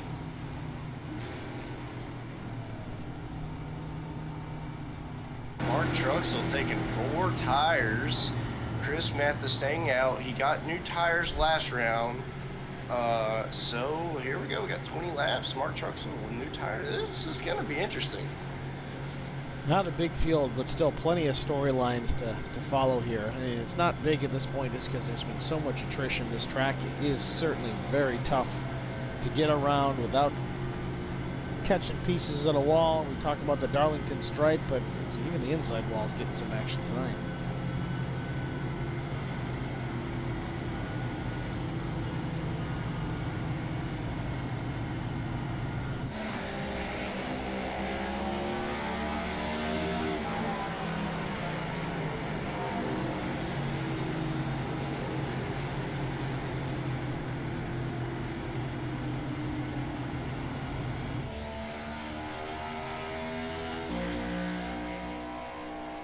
'16 of Bobby Jr. does not look good.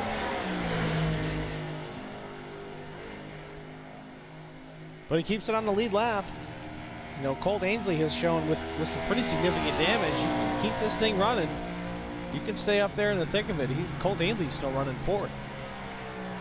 I mean, now the only clean car left is Mark Truxell.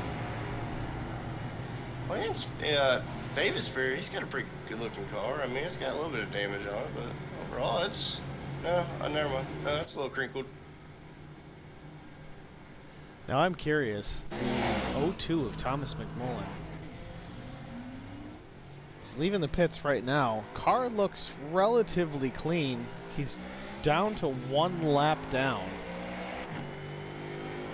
And he is the first car a lap down, so this stage caution, when we get to it, he's going to be back there on lead lap, and he's pretty clean.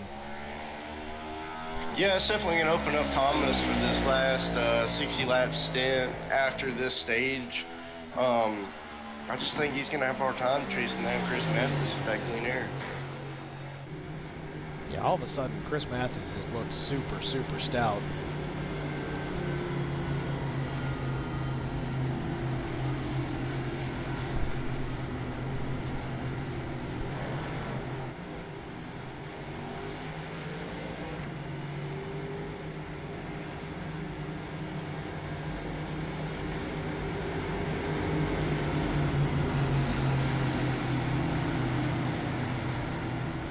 Lights are out on the pace car. Just waiting for it to duck off, and we'll go green.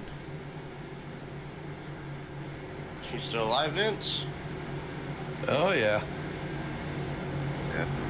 Just go back and look at the replays and stuff, kind of looking over that incident right there. It looked like he let up on the throttle, and then it just broke loose in the rear end, and he couldn't control it. So let's see. We got Chris Mathis, who likes the bottom side. Pace car is going to go in this lap, and Mark Truxell on the outside. Let's see what kind of reaction time we can get out of Mark here. Behind him is a parade of cars with no front bumpers. And then we got Thomas Mullen, who should be our lucky dog. He will have to race Jason Spear for it, though. But I don't see Jason Spear anywhere. Spear's 2 laps down.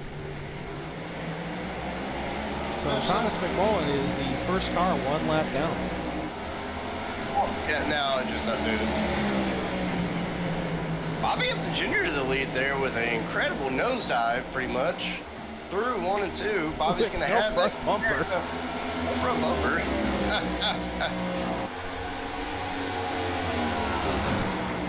Who needs aerodynamics? Not Bobby. Good Lord. Bobby just went and got new tires and just said, I'm just going to go. Watch him win this stage with that much damage.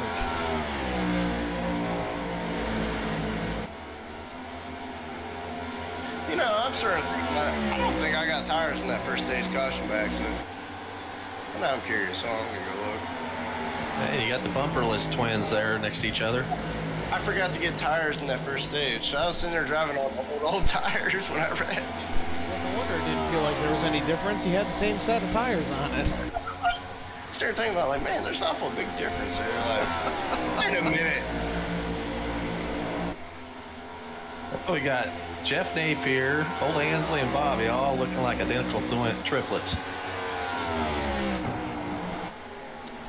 I know Bobby's got fresh rubber on there, but he's still putting about a tenth and a half a lap quicker than Chris Mathis.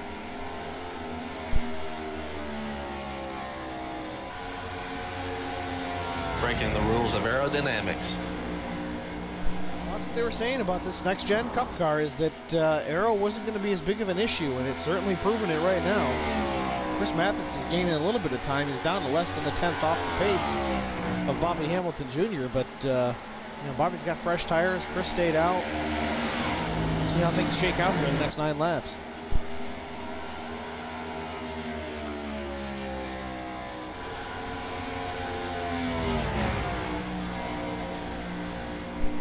And Chris just let Mark go by. Yep. Mark Truxall in the 5 up to P2. Never noticed how loud the pace car is. What's that, Justin? I never noticed how loud the pace car is. Oh, man. You're not even shut off.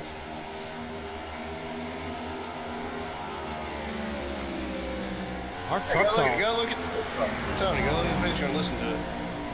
Mark is catching the 16 with a vengeance. Down to half a second. Half a tenth, I'm sorry.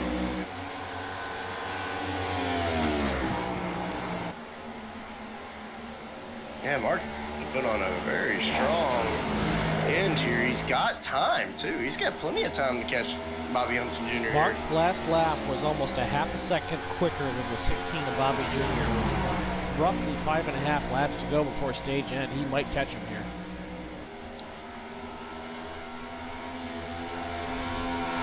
Yeah, I'm thinking Bobby's probably driving with a little more assertiveness now. Well, the funny thing is, without that front downforce, it probably isn't as loose as it was. I have no idea what kind of car. I don't know how that car feels right now, but it's working. It's leading the race. Long. Down to 3/10. Mark Truxall closing in on the 16 of Bobby Jr. with 5 laps to go in the stage. Mark. Oh, go ahead, Vince. Kind of wondering with the aerodynamics if it's not slowing him enough to where he can drive harder into the turns and not have to let off the throttle as much.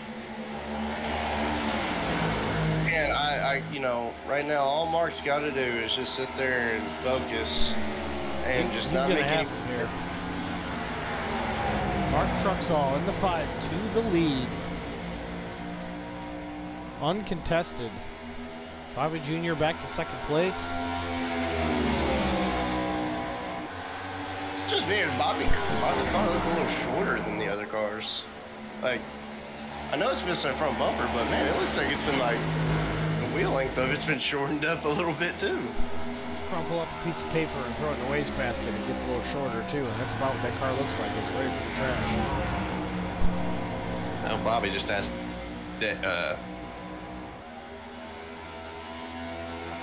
He's asking David how bad his car is. Nope, I just went on there and said junk.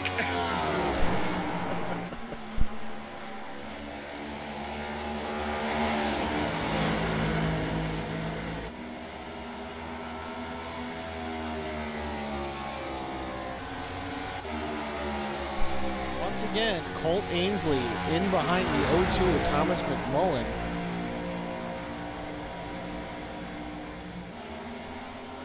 With 5, it looks like what, 5 cars in track? No, it isn't. Chris Mathis.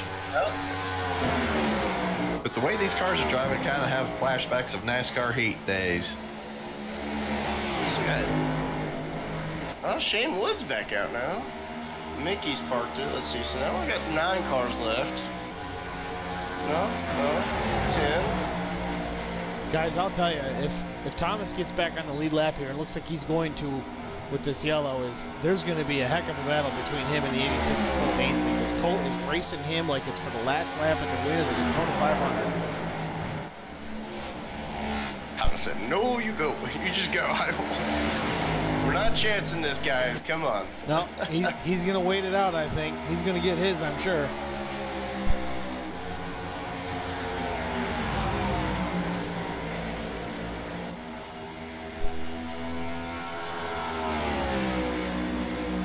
Mark Truxall down the backstretch into 3 here. Through 3 and 4, off of 4. Looking for that green and white checkered flag to end stage 2. Looks like Mark Truxall's got it. Caution, caution. Okay, quickly tell me what you think you had there.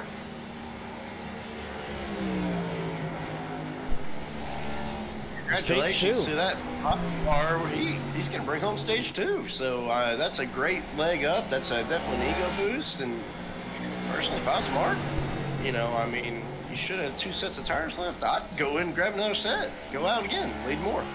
And look out, Thomas McMullen will be getting on the lead lap here shortly. Oh, that is the battle I am waiting to watch.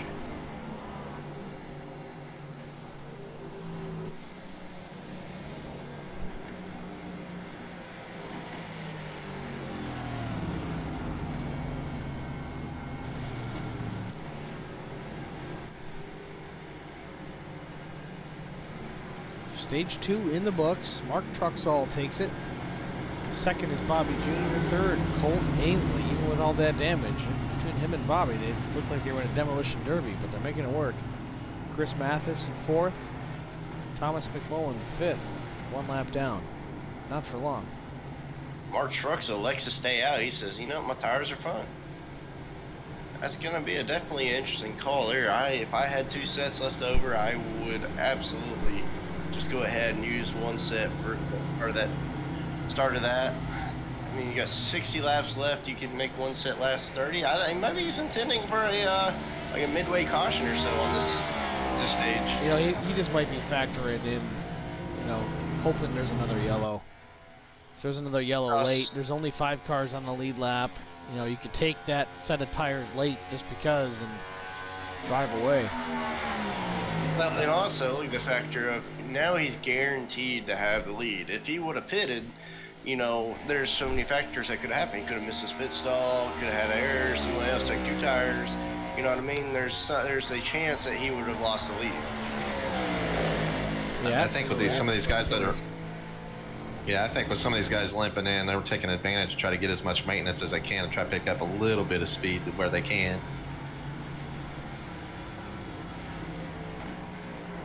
Yeah, Colt Ainsley, Bobby. Well, Bobby Jr.'s up pretty quick. I'm surprised Bobby, with a missing front bumper, does not have more damage than that.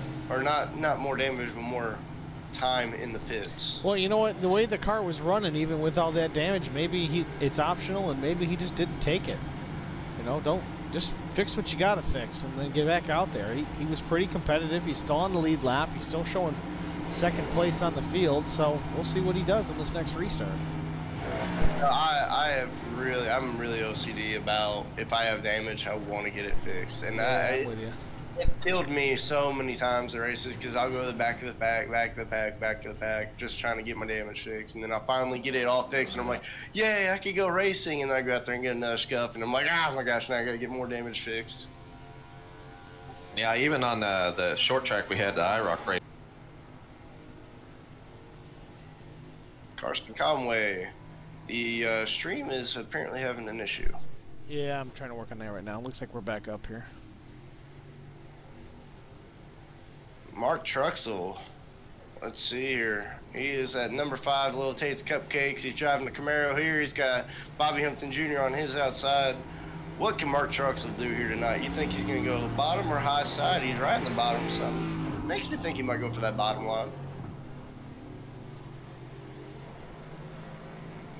So he does like bottom, it looks like. I just wonder how this restart's going to go. This will be the first restart that's on Mark, and it will also be the first restart where Mark is the leader.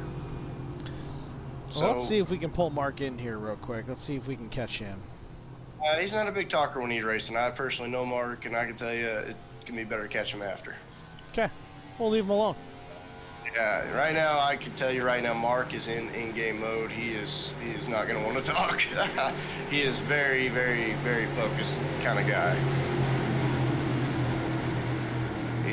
And he is the king here tonight. He has got the pole. He's got Chris Mathis behind him. Bobby Humpton Jr. on his outside. Cole Dansley's there. And we got Tom Simone back on the lead lap. So his competitors are going to be fierce here tonight. But he is in that pole position where you want to be.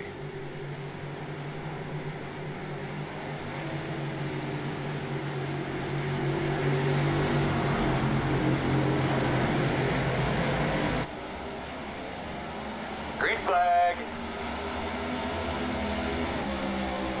Back underway here. Mark Truxell in the 5 gets the jump out to the lead. The 18 to Chris Mathis.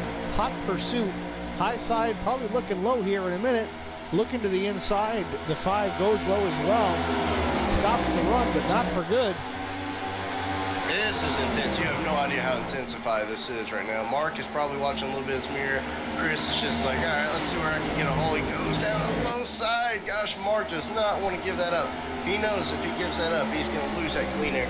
Look at Bobby Humpton Jr. He's going to put some pressure on Chris Mathis. Chris Mathis can be a man in the middle, trying to get anywhere he can to make up a position without losing one.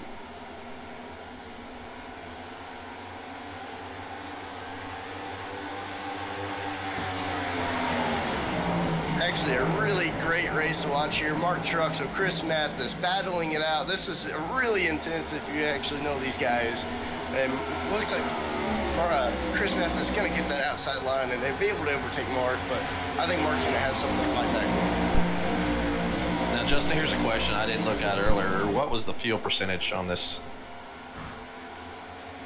I don't know. I think you could run about 70 laps. Stephen Bobby Jr. almost threw it all away. I think the fuel run is about 60, 70 laps. I might be a little bit off there, or way off, I don't know. But I had 18-gallon tank. I had 18 gallons in my car. So we're about 70, 75% fuel capacity. So.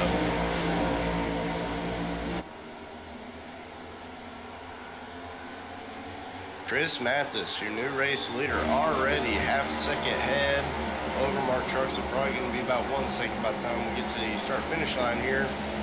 Mark Truxell back in second place. Cole Ansley overtakes Bobby Humpton Jr. for third place. Tom Simone all the way up to fourth place. Bobby, not a good run for Bobby here.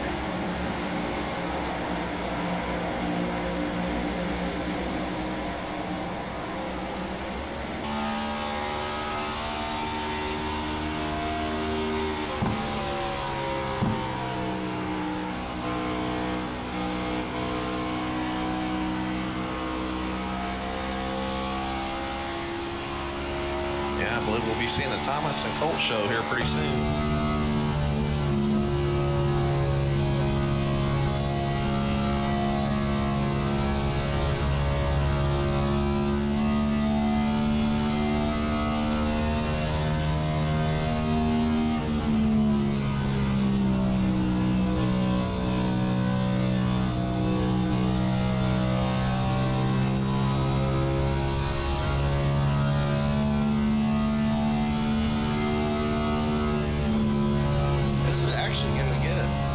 close here. Mark Trucks and Cole Ansley, Thomas Malone here.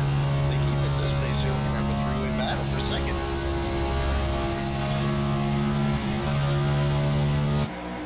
But undeniably, Mark Trucks is actually going to be your biggest mover here tonight over Chris Mathis. You know, Chris Mathis started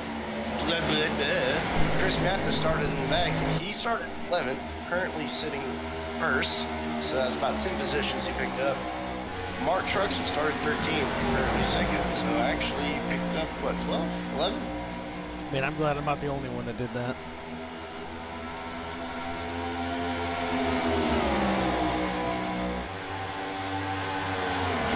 Good battle going on here between Colt and Thomas right now. Thomas keeps looking on the inside of him. You know, we expected nothing less after the incident they had earlier on, racing incident or otherwise. You know that Thomas is going to be vengeful, trying to get back, at least get that position. And he's going to be aggressive about it.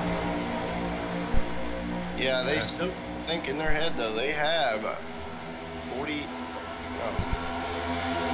more laps? Yeah, 50 to go as of right now.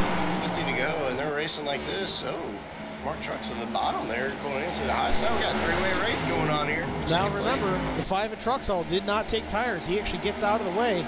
Smart move by the 5. Good racing move by the 5, knowing he couldn't keep up with those fresh rubber on the 86 and the 02. I just said, you guys go, man. I want to keep my car clean.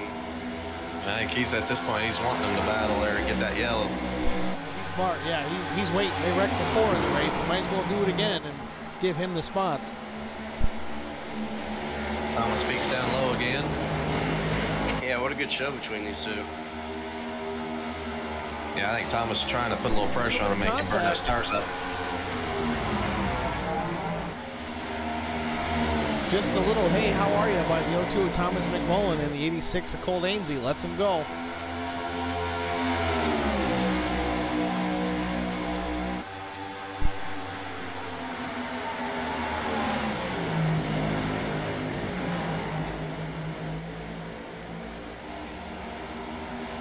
Yeah, Mark's definitely battling that car right now on the tires.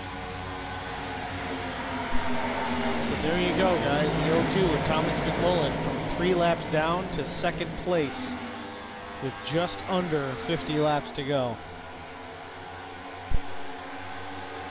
Yeah, you'll probably see Thomas McMullen actually probably start pulling away from Colt Ansley, and that's because he's got that clean air. Chris Mathis being about 6 seconds ahead pretty much opens up clean air again to Thomas McMullen.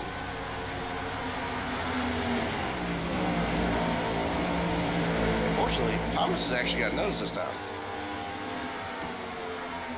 Versus like Bobby, who had the clean air with no nose. It looks like a modified race out here. This is crazy.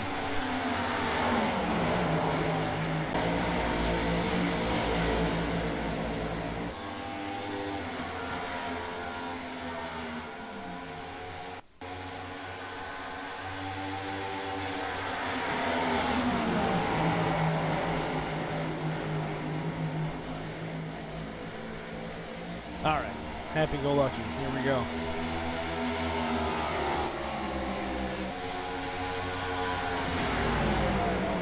Chris Mathis walking away from second place. 7 seconds on the 02 of Thomas McMullen with 44 laps to go.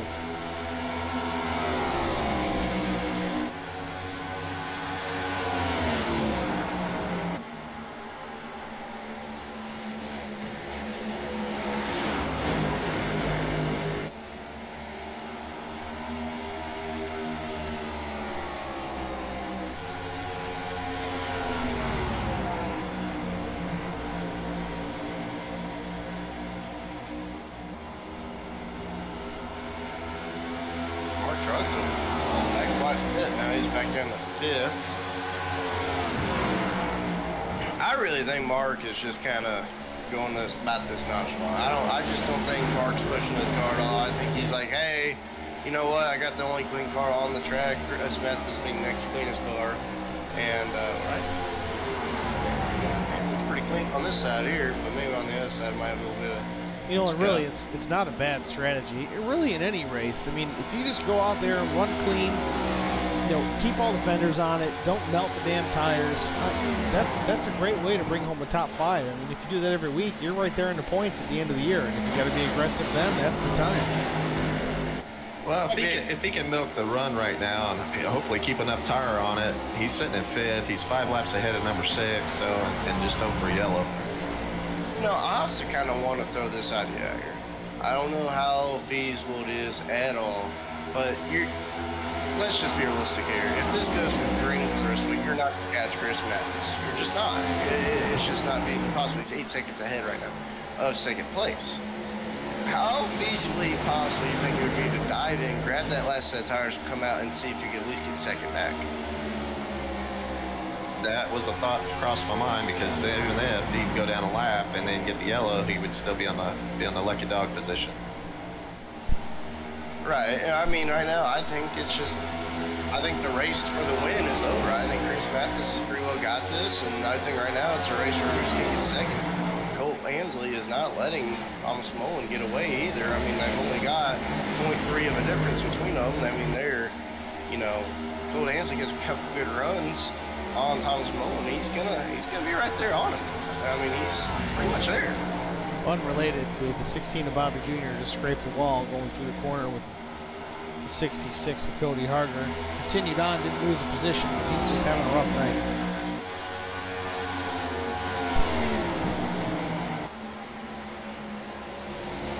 Would actually back in the pits.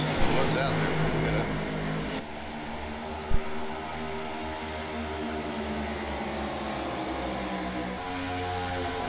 Justin Napier goes back out there. What is he doing? He's doing donuts in the infield. What is he doing? No, I'm just kidding. I'm just kidding. Need to check though. Colt Ainsley around. Collects Bobby Jr. in the 16. We got a yellow. What do you got? What do you think Mark's thinking right now? Ching. Or as Queen says, ka-chow. I can imagine Mark's probably dancing in his cockpit right now. If I was Bobby, I'd be so ready to just be like, I'm done with this place. I cannot go anywhere without wrecking. Well, there's 2 positives for Mark. He picks up probably a couple spots right there, staying put where he was at, and now he gets new tires. Watching the replay here, it looks like Colt and Bobby both actually came off the corner and collected the wall slightly. Colt got the worst of it, overcorrected. Bobby Jr. came down, got into Colt. 16 caught the wall. The 86 caught Bobby. 86 avoided the inside wall, but I don't think it's really going to matter. 86 is beat up pretty good.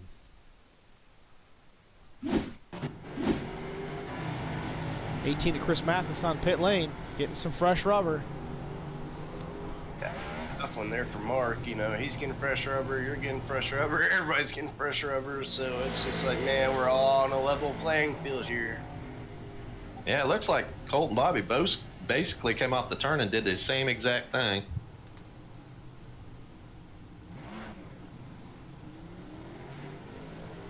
It's the 0-2 with Thomas McMullen off pit lane first.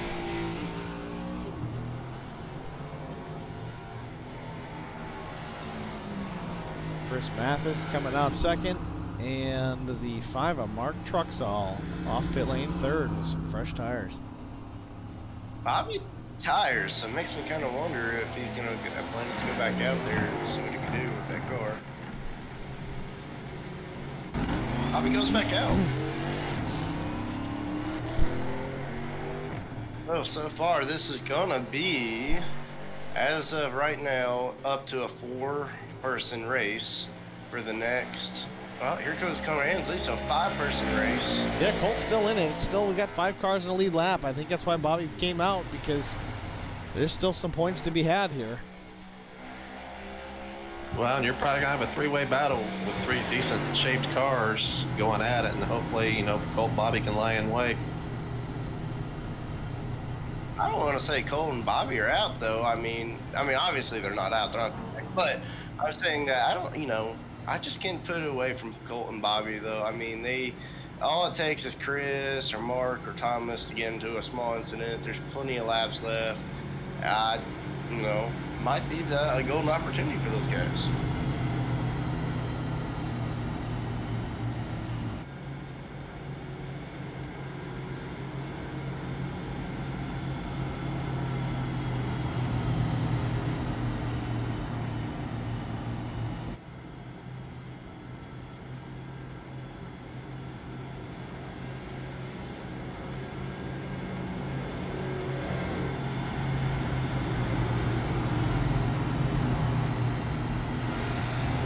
Thomas McMullen now scored as the leader. Go laps down. Now got his car fixed. He's back out here.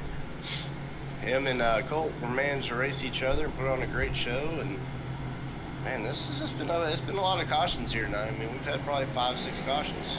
3 laps down, back to the lead. Impressive.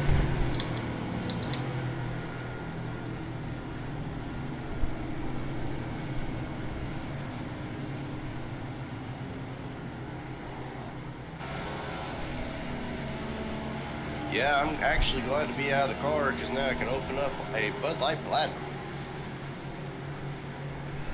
while eating Tate's cupcakes that shipped in on my Estes truck. I might be trying a little hard. No, you don't try too hard. The company I work with, Castle Products, we use Estes on a regular basis. I get 1 or 2 of them trucks here in our dock every day.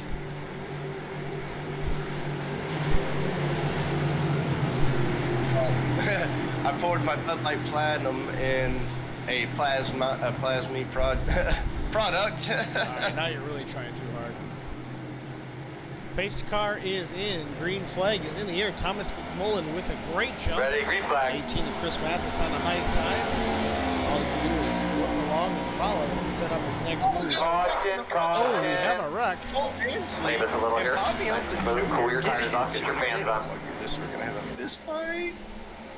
This can't be good. Let's go back and take a look.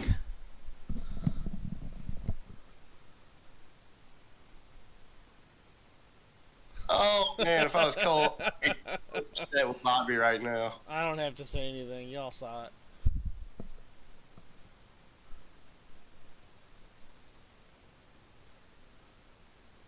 Justin, weren't we talking about how race drivers have incredible memories?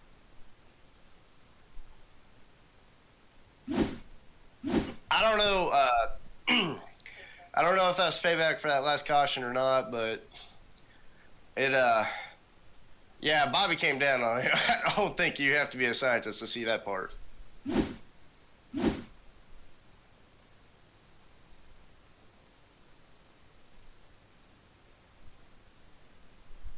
Personally, if I was Thomas Mullen, I'd be just riding this out. Like, all right, no caution, cool. He's probably sitting there thinking, well, that saved me work.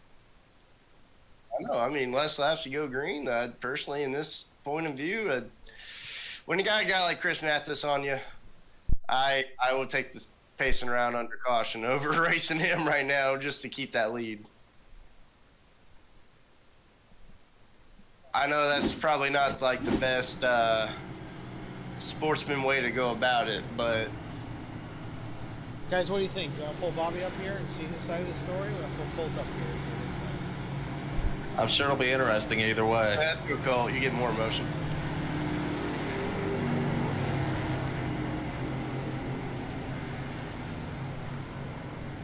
Colt Ainsley, it's Steve, Vince, and Justin in the booth. Can you got us? Or I got you. Tell us what happened there. It was a little interesting on the restart there. I'm having to pick my words really wisely here. Long story short, there was an incident last night, short track series, apologized for, and apparently Bobby Hamilton Jr. holds grudges. So, and I got a black flag for my incident, and I guess he's not going to get one. So, good to know. It's a shame for OCR and the butt kicker guys. This car was really fast at the start of the race, and it's so hard to pass, and it's just one of them races. Are you gonna invite Bobby Hamilton Jr. over to your trailer after the race tonight? Not that he'd show up. Well, your butt kicker Chevrolet does look great. You got a great looking paint scheme, bumper there or not. But hey, you are not out of the race yet. You're still 5 cars on the lead lap, so the odds of you getting the top 5 are pretty high right now. As long as you just stay in the race, I really wouldn't let Bobby get to you, man. Keep your head up. You got plenty of opportunity here to get a potential top 3, or maybe even a first place finish here.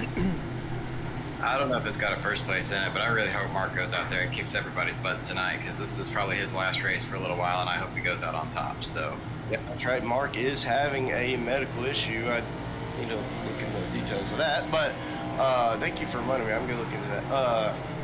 Yeah, Mark right now has got the cleanest car on the track, has not hit a single thing all night, but we're about to go to one lap to go. Do you have anything you want to give your fans? Just want to thank everybody who watches.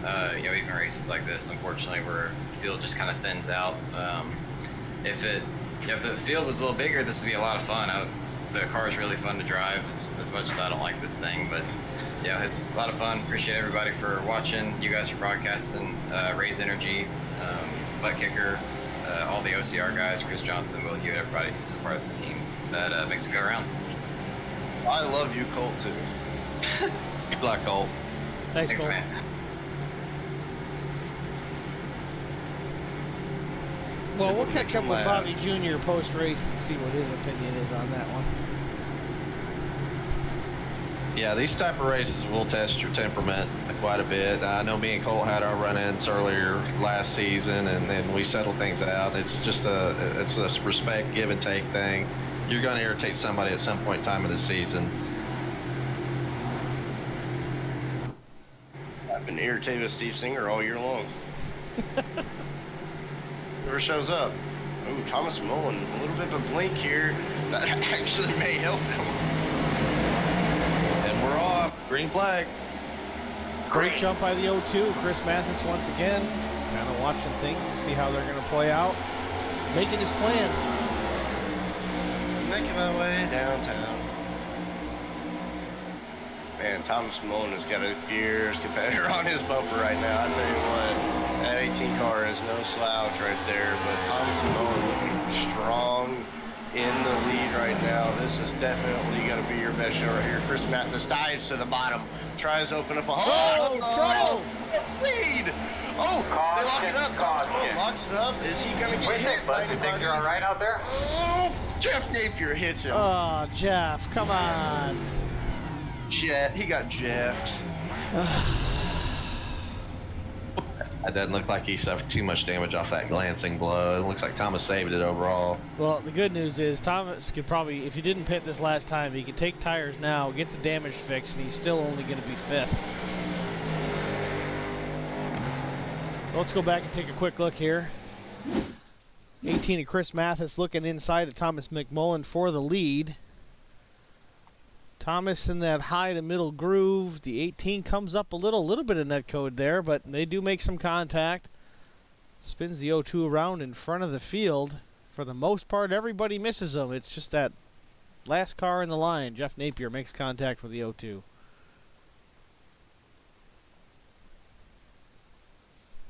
Yeah, that was pure net code.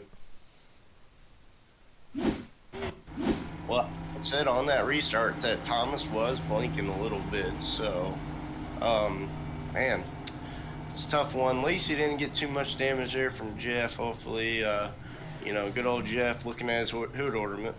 You know, let's take this opportunity, though, to pop over to Bobby Jr. and talk to him about that incident with Cole.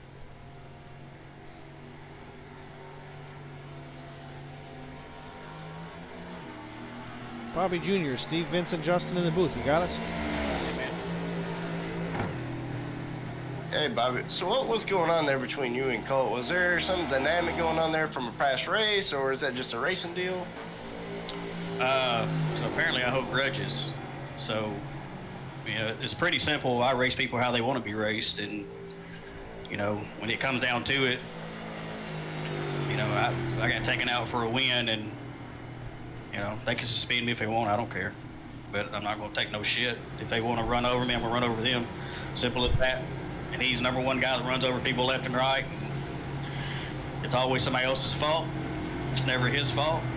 And then when they retaliate, I can go back and show you videos. If you get underneath him, he just runs you down. And it's the same shit show every week with 86, but I ain't taking it. Yeah, that's some great emotion you got going on there, Bobby. Really great for the show. Very dynamic. 2 different answers from you versus Cole. And, hopefully you don't hold grudges, because I definitely know I've probably messed you up at least once, and I don't know when it's going to come back around. But overall, man, we're coming down here. We got 5 people left on the lead lap. How do you look about this race? Do you go, all right, look, my car's beat up, just make the best of it? Or do you actually hope that it just goes in your favor? Well, me being tore up, it really doesn't matter. So what's got to happen is I'm looking at the laps. I think 6th place is 3 laps down, and 7th is 9. Unless something crazy happens to me, I'm going to get a top 5. So right now you're just in survival mode. And, the thing about this race is it is crazy slick. People don't realize how slick it is, and it's survival. I think the 5 car's only one here is no damage. So, it paid to sit back there in the back like he did. And right now he's leading with a good shot. So it's a survival. You see it. There's only so many cars left, a bunch of tore up stuff. So, we did it. I was in here driving by myself. I wish I could blame it on somebody, but I can't. So I screwed up. The 20 slowed up in front of me, let me go, and I just couldn't get down in front. Couldn't get down in time and ran all over him and knocked the nose off. So, hey, I think we only got about 24 more laps so we can get the hell out of here. Yeah, we're about to go green here. Tell us who's on your car here tonight real quick. I don't even know what paint scheme I got, so it's all good. Okay, well, good luck out there, Bobby. I know you're ready to have this over. Thanks, Bobby. Well, like you said, Justin, we got some emotion out of both of them. Just flat out though, that's some great emotion. He was probably like, damn it, Justin. Come on, man. Well, you got both extremes. You got one biting their lip extremely hard, and the other one basically took the filter off and let you know what was going on. Green flag, green flag. Over Cold Ansley. Great restart by the 5. Great restart. That was insane there between Chris Mathis and Colt Ansley. Cale was trying to let him go, and at the same time, Chris was trying to go on the bottom and get around him. So definitely held up Chris there a little bit more than he probably liked. 24 laps to go. Mark Truxall in the 5 has the lead, but the 18 of Chris Mathis is on the hunt. Yeah, Colt Ansley here, he's falling back. He's falling back down here too. Looks like it's going to be 5th place. He's with Thomas Mullen right now, for 5th place. He let Bobby Jr. slip away.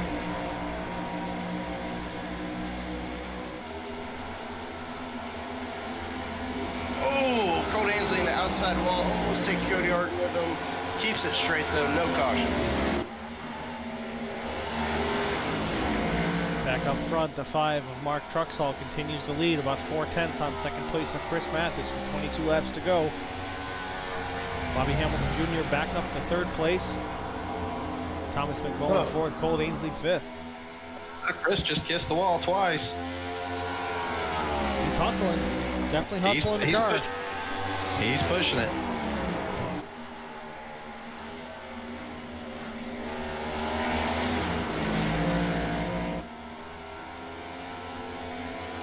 Mark just concentrating on hitting his marks and worrying about his own vehicle. And actually, right now, Jeff Napier is about to overtake Shane Wood for 9th place. Tough night for Shane Wood. Real tough night. He had such a strong run in the first half of the race, was dominant. Ended up getting into trouble once he got into some dirty air, and now he sits back in 8th place with 12 laps down. He's about to go 10th, but I think that's a very kind of weird passive race going on there in the back there. But hey, give it to Jeff. He's got no hood, no hood, no bumper, no rear bumper, no wing, no trunk. He's out there still running laps, and that cooler's like 40. Sharp looking car, that's for sure. Keeping it simple. Looks better with a hood and a bumper, but still a sharp car.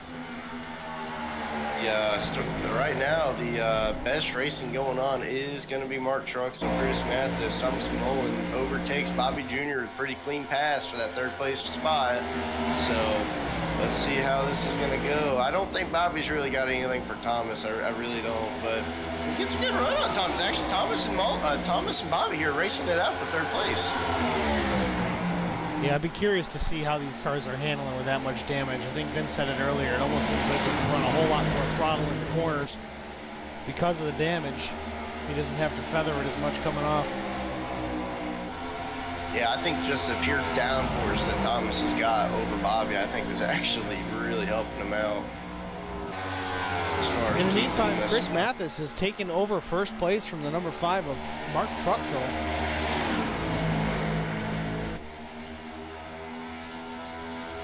Mark Back is and running with quickly him, though. taking a look at that. Down the backstretch. Chris makes the pass going into 3.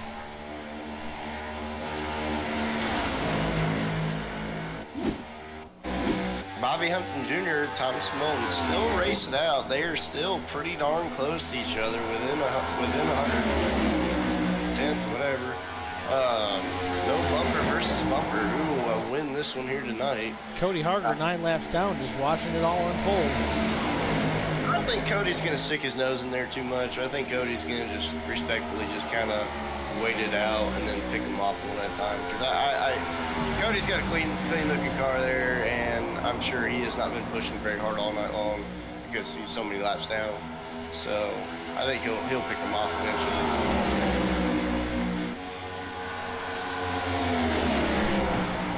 You know, one thing that would be really, really cool, and I'm sure the drivers would hate it at this point,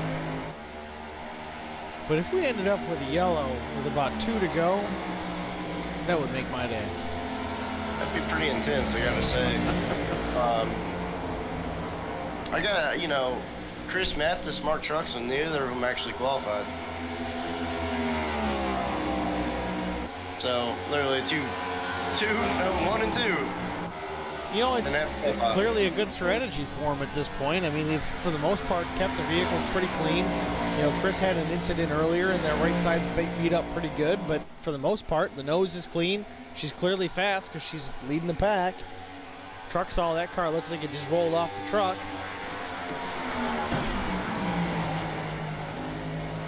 I gotta throw shade at my buddy Will Hewitt, though. 150 laps down, basically only made 20-some laps. Poor Good Will job. Hewitt. Poor Will Hewitt. He did not have a very good race tonight. Why you gotta pick on him? I just... All those memes about my dad, which are pretty hysterically funny. I think he can take a little shade. He's gonna message me and be like, "Did you mean that?"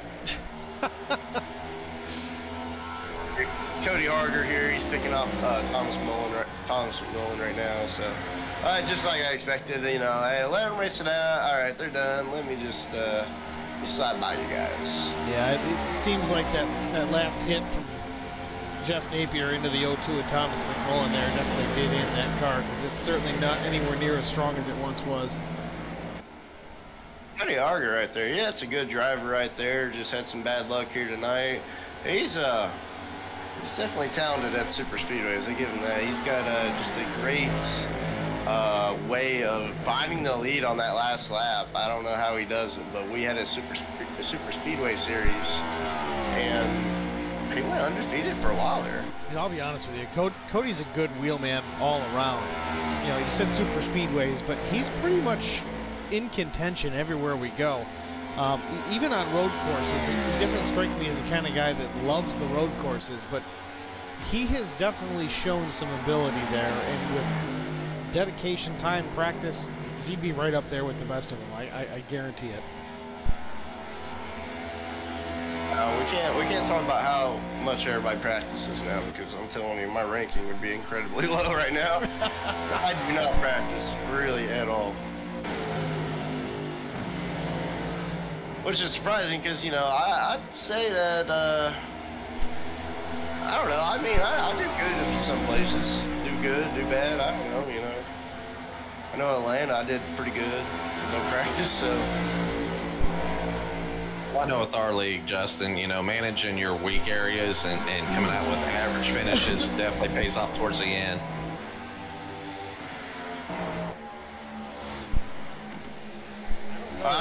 The 18 of Mathis had a problem or if Truxall found something, but he's starting to catch him a little bit at a time. The gap is down to about 4.5 tenths with 8 laps to go. I don't know if Mark's got enough time to get there or not, but he's definitely holding his own. Add on to what you said, Vince, there. Personally, broadcaster, all I gotta do is be good at running my mouth. But practice makes perfect. I practice running my mouth every Tuesday. No, it's perfect practice makes perfect. That's true. Being a screw up long enough, you'll just be a screw up. But you'd be a good screw up. There's that too. It's gonna come down to a really good race here. We got roughly about 5, I can't count, 6, 7 laps to go here. And Mark Truxell's trailing Chris Mathis here. He's maintained that same distance for quite a few laps now. I think he's waiting where Chris might burn off some tire, because Mark wasn't pushing as hard in the turns early. I'll tell you, looking at lap times, the last couple laps, Truxall's been about a 0.5 tenth quicker. Actually, Shane Wood back on track, although he won't be able to pick up any positions as long as Jeff Napier can just stay out there for a couple more laps. Which I think he's good. I think they're good, even if Jeff is knocked out like this me at second. I think he's got enough laps on him.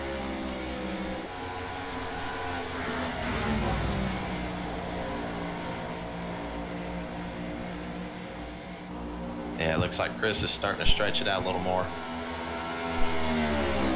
Chris was saving something because he's about 2.5 tenths quicker that last lap.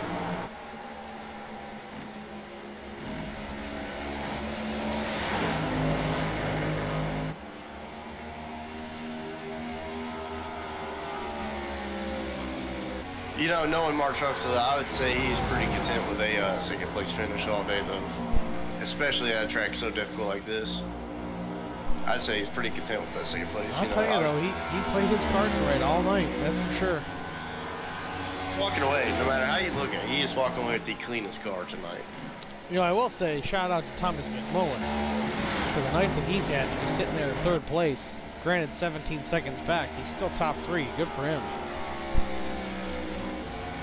Chris Mathis scraped the wall there. I mean, you know, it's very, very possible Chris Mathis makes a mistake here at the end, but it'd be very unlike Chris Mathis for that to happen. Don't take the hats to victory lane until the race is over.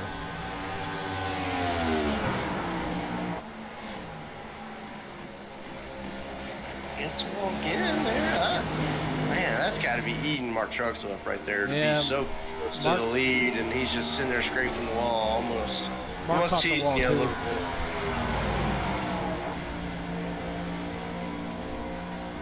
Two laps to go. Gosh, if I was Mark, I'd have such a hard time not overdriving that car. Well, I think he was, because he clipped the wall a little bit last time by, but he still ran a faster lap. He was 3.5 tenths quicker than Chris Mathis. He's down to 3 tenths back. I don't know if he can make a charge here with a lap or so to go. Coming to the white flag. Chris Mathis leads. He's definitely pushing. Last lap, Chris Mathis about a tenth quicker.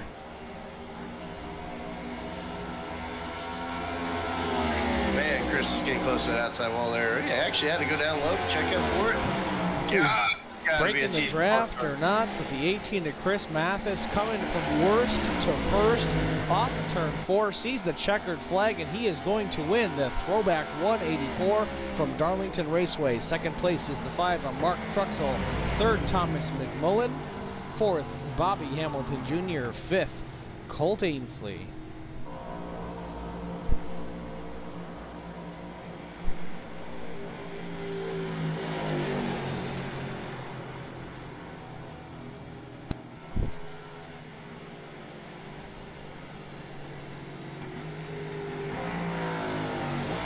Yeah, Mark having medical is about to go through some medical issues we'll look into. I think this is going to be a bittersweet moment for him to bring home a second place.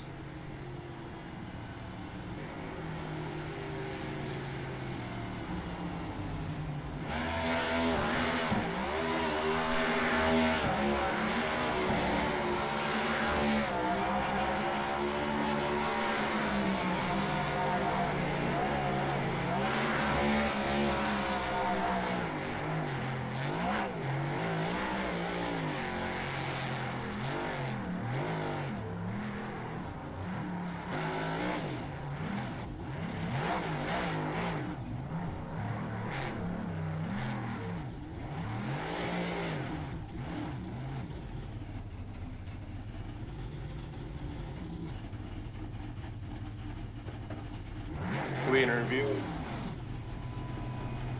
Absolutely. Oh, I see they're in the whole room. Okay. Chris Mathis. This is Steve, Vince, and Justin up in the booth. Do you got us? Yeah, what up there, booth thing? Chris, a great run, starting last and bringing it home first. Tell us about your night. Well, I started off, I missed pit road, and then I went down a closed pit and had to stop for like a minute and 2 seconds, so I was 3 laps down. Was able to get them back. Banged off every wall here besides the inside wall twice, I think. Well, I'll tell you, it seems like the only car that didn't make any contact with the wall was second place Mark Truxall, so don't feel too bad about making contact. Yeah, I thought Mark was gonna drive off. You know, he has a clean car and he had the clean air, and I had a run coming off 4, but I wasn't gonna be able to get beside him. And I think he got loose coming off the corner, and he just checked up and let me go by. I don't understand it. I think he'll regret that when he looks back at it, because I don't think I'd have been able to get by him. Yeah, we saw the same thing. It almost looked like he let you have it, but maybe he just wanted to bring the car home clean. I don't know, but either way, an impressive run for you tonight, coming back from 3 laps down to take the win. It's incredible. Nice job. Really nice job. Justin, you got anything for Chris? Yeah, I gotta ask about Chris's profile picture on Facebook here. Is that actually you? Hey man, it gets hot in Alabama. If you see me on Pornhub, mind your business. Okay. All right. Well, you won the race. So what'd you eat for lunch? Today I ate a Little Debbie honey bun and a NOS energy drink. I'm working on being a diabetic. Okay, I can't help it. Well, Chris, that is you definitely had a great race here tonight, man. Definitely did not give up. One of the dominant cars. You anybody you want to thank for tonight, or did Jerry do it? So I mean, I guess Steve and Vince and y'all guys up there doing the broadcast this time. It's been kind of a hard week. My aunt's been having a whole bunch of issues, and I really wasn't gonna race tonight, and I was gonna start and park, and then I just raced, and I really wanted her to get better, so I guess this one will be for them.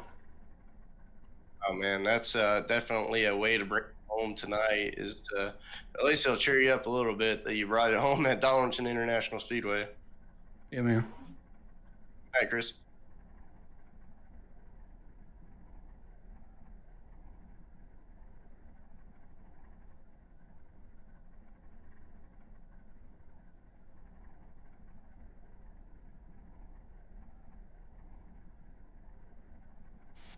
Dude, go ahead. Great run for you tonight. You brought it home second. Thought you could have had the win. Even the winner tonight, Chris Mathis, thought that you had this thing locked up, that you were going to drive away from him. Tell us about your night.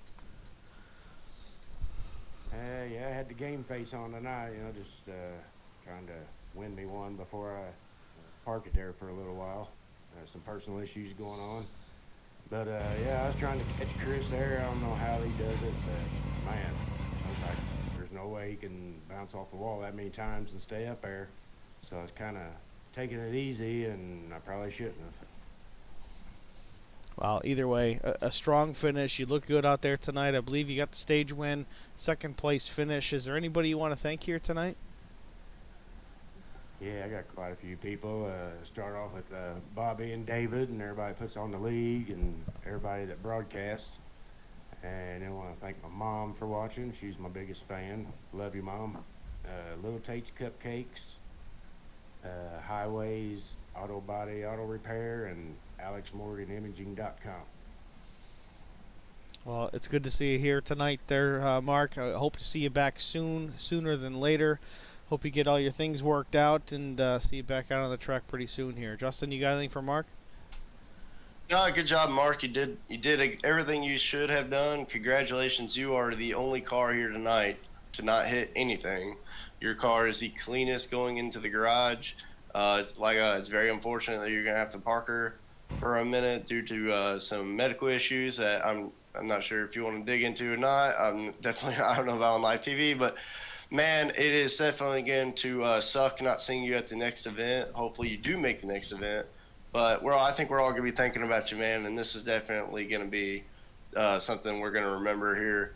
Is you brought her home second here tonight? You dang near beat Chris Memphis out. Believe me, Justin, I was trying, man. I was giving it a hell of an effort, but yeah, I appreciate all you guys. Good luck, Mark, and God bless. We'll be saying prayers for you, bud. Thank you very much. All right, last but not least, we've got the 0-2 of Thomas McMullen to come in.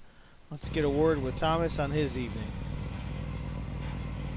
Thomas, Steve, Vincent, Justin in the booth. Do you got us? Hey, what's up, guys? Thomas, strong run, man. You were 3 laps down at one point, and you brought it home top 3. Tell us about the night.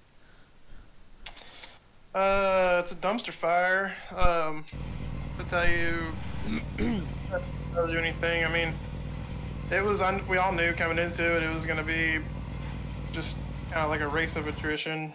You're gonna have to keep your car clean, and there was like one of us that did a good job of that tonight. I mean, that's just how it goes. Real quick, I want to say sorry to everyone I screamed out on the radio tonight. It seems like anytime there was a netcode issue, I was a victim of it. And, trying to keep the car clean and just running hard with people, it just seemed like I was always in the middle of something, and my temper got the best of me pretty quick. But yeah, I mean, it was definitely a hard fought 3rd place. I mean, that's not how I wanted to finish. I think if we would have kept it clean, maybe we could have had something for the 5 and the 18. But I'm never going to complain about a podium.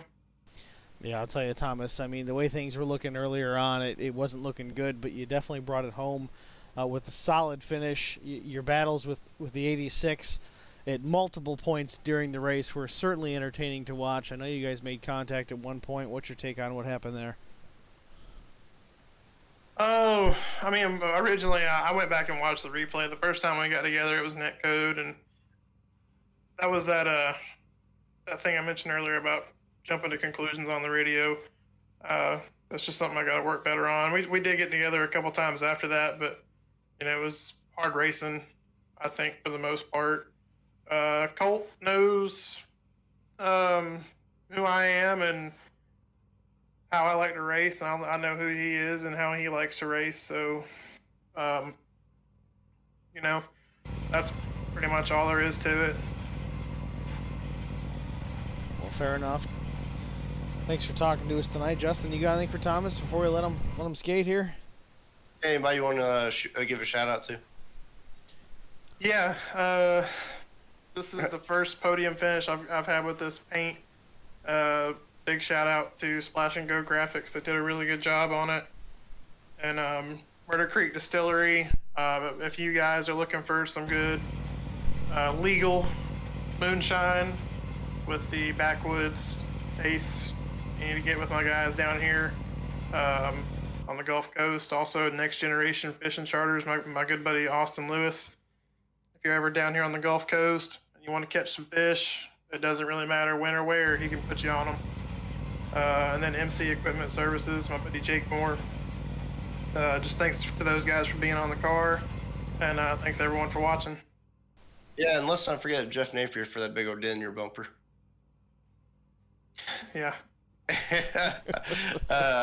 Everybody thought I forgot. I'm not gonna let that part down. But no, good job, Thomas, man. You did awesome, man. Like, I wish you were on my team. I don't have a team, but if I did, you'd be on it.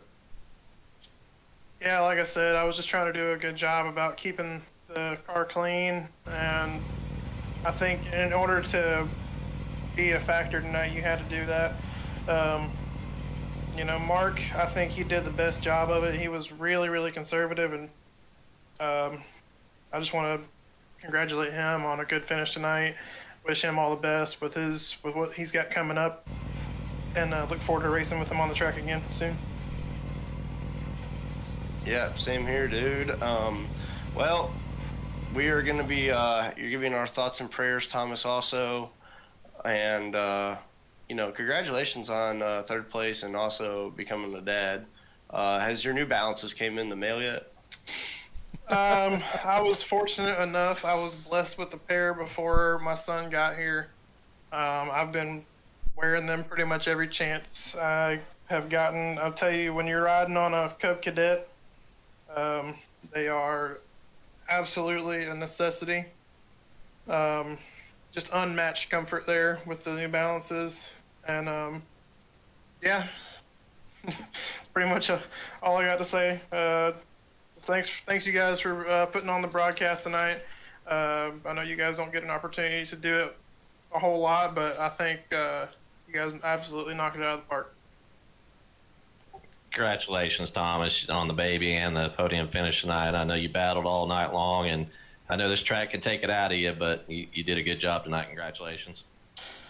Thanks, man. Thanks, Vince. I'll tell you what, man, it was definitely hard fought. Well, Thomas, thanks again. Again, great run, and we'll see you soon. Have a good night, man. I also good run, Thomas. Yeah, man. Appreciate it, guys. Yeah, I'll see y'all at the next one. Make sure. I wanted to tell you had a good run tonight, Thomas. I got you, Justin. Appreciate it. Well, that's your top three, ladies and gents. Chris Mathis, Mark Truxall, and Thomas McMullen in the Throwback 184. It's Holler Boys Racing Broadcast Network filling in for Staggered Broadcasting. Justin Napier filling in, helping out tonight. I really appreciate the third man in the booth. It makes a huge difference. For Justin Napier, Vincent Short, Steve Singer, maybe we'll see you again sometime. What do you got, Justin? Dynamic, what do you got? Dynamic. All right, I'm good now. What do you got? Dynamic. I'm done. Dynamic what? It's a staggered thing. I always gotta say the word dynamic. You're killing me. Didn't you say dynamic earlier? No. All right. I got a counter on the wall. You got a counter on the wall. Go get him some Cheez-Its and Dr. Pepper. Cheez-Its and Dr. Pepper and some Bud Light Platinum. All right, I'm good. Everybody's good. All right. Everybody's good. Say hi to Brandon, or Cameron, or whatever his name is.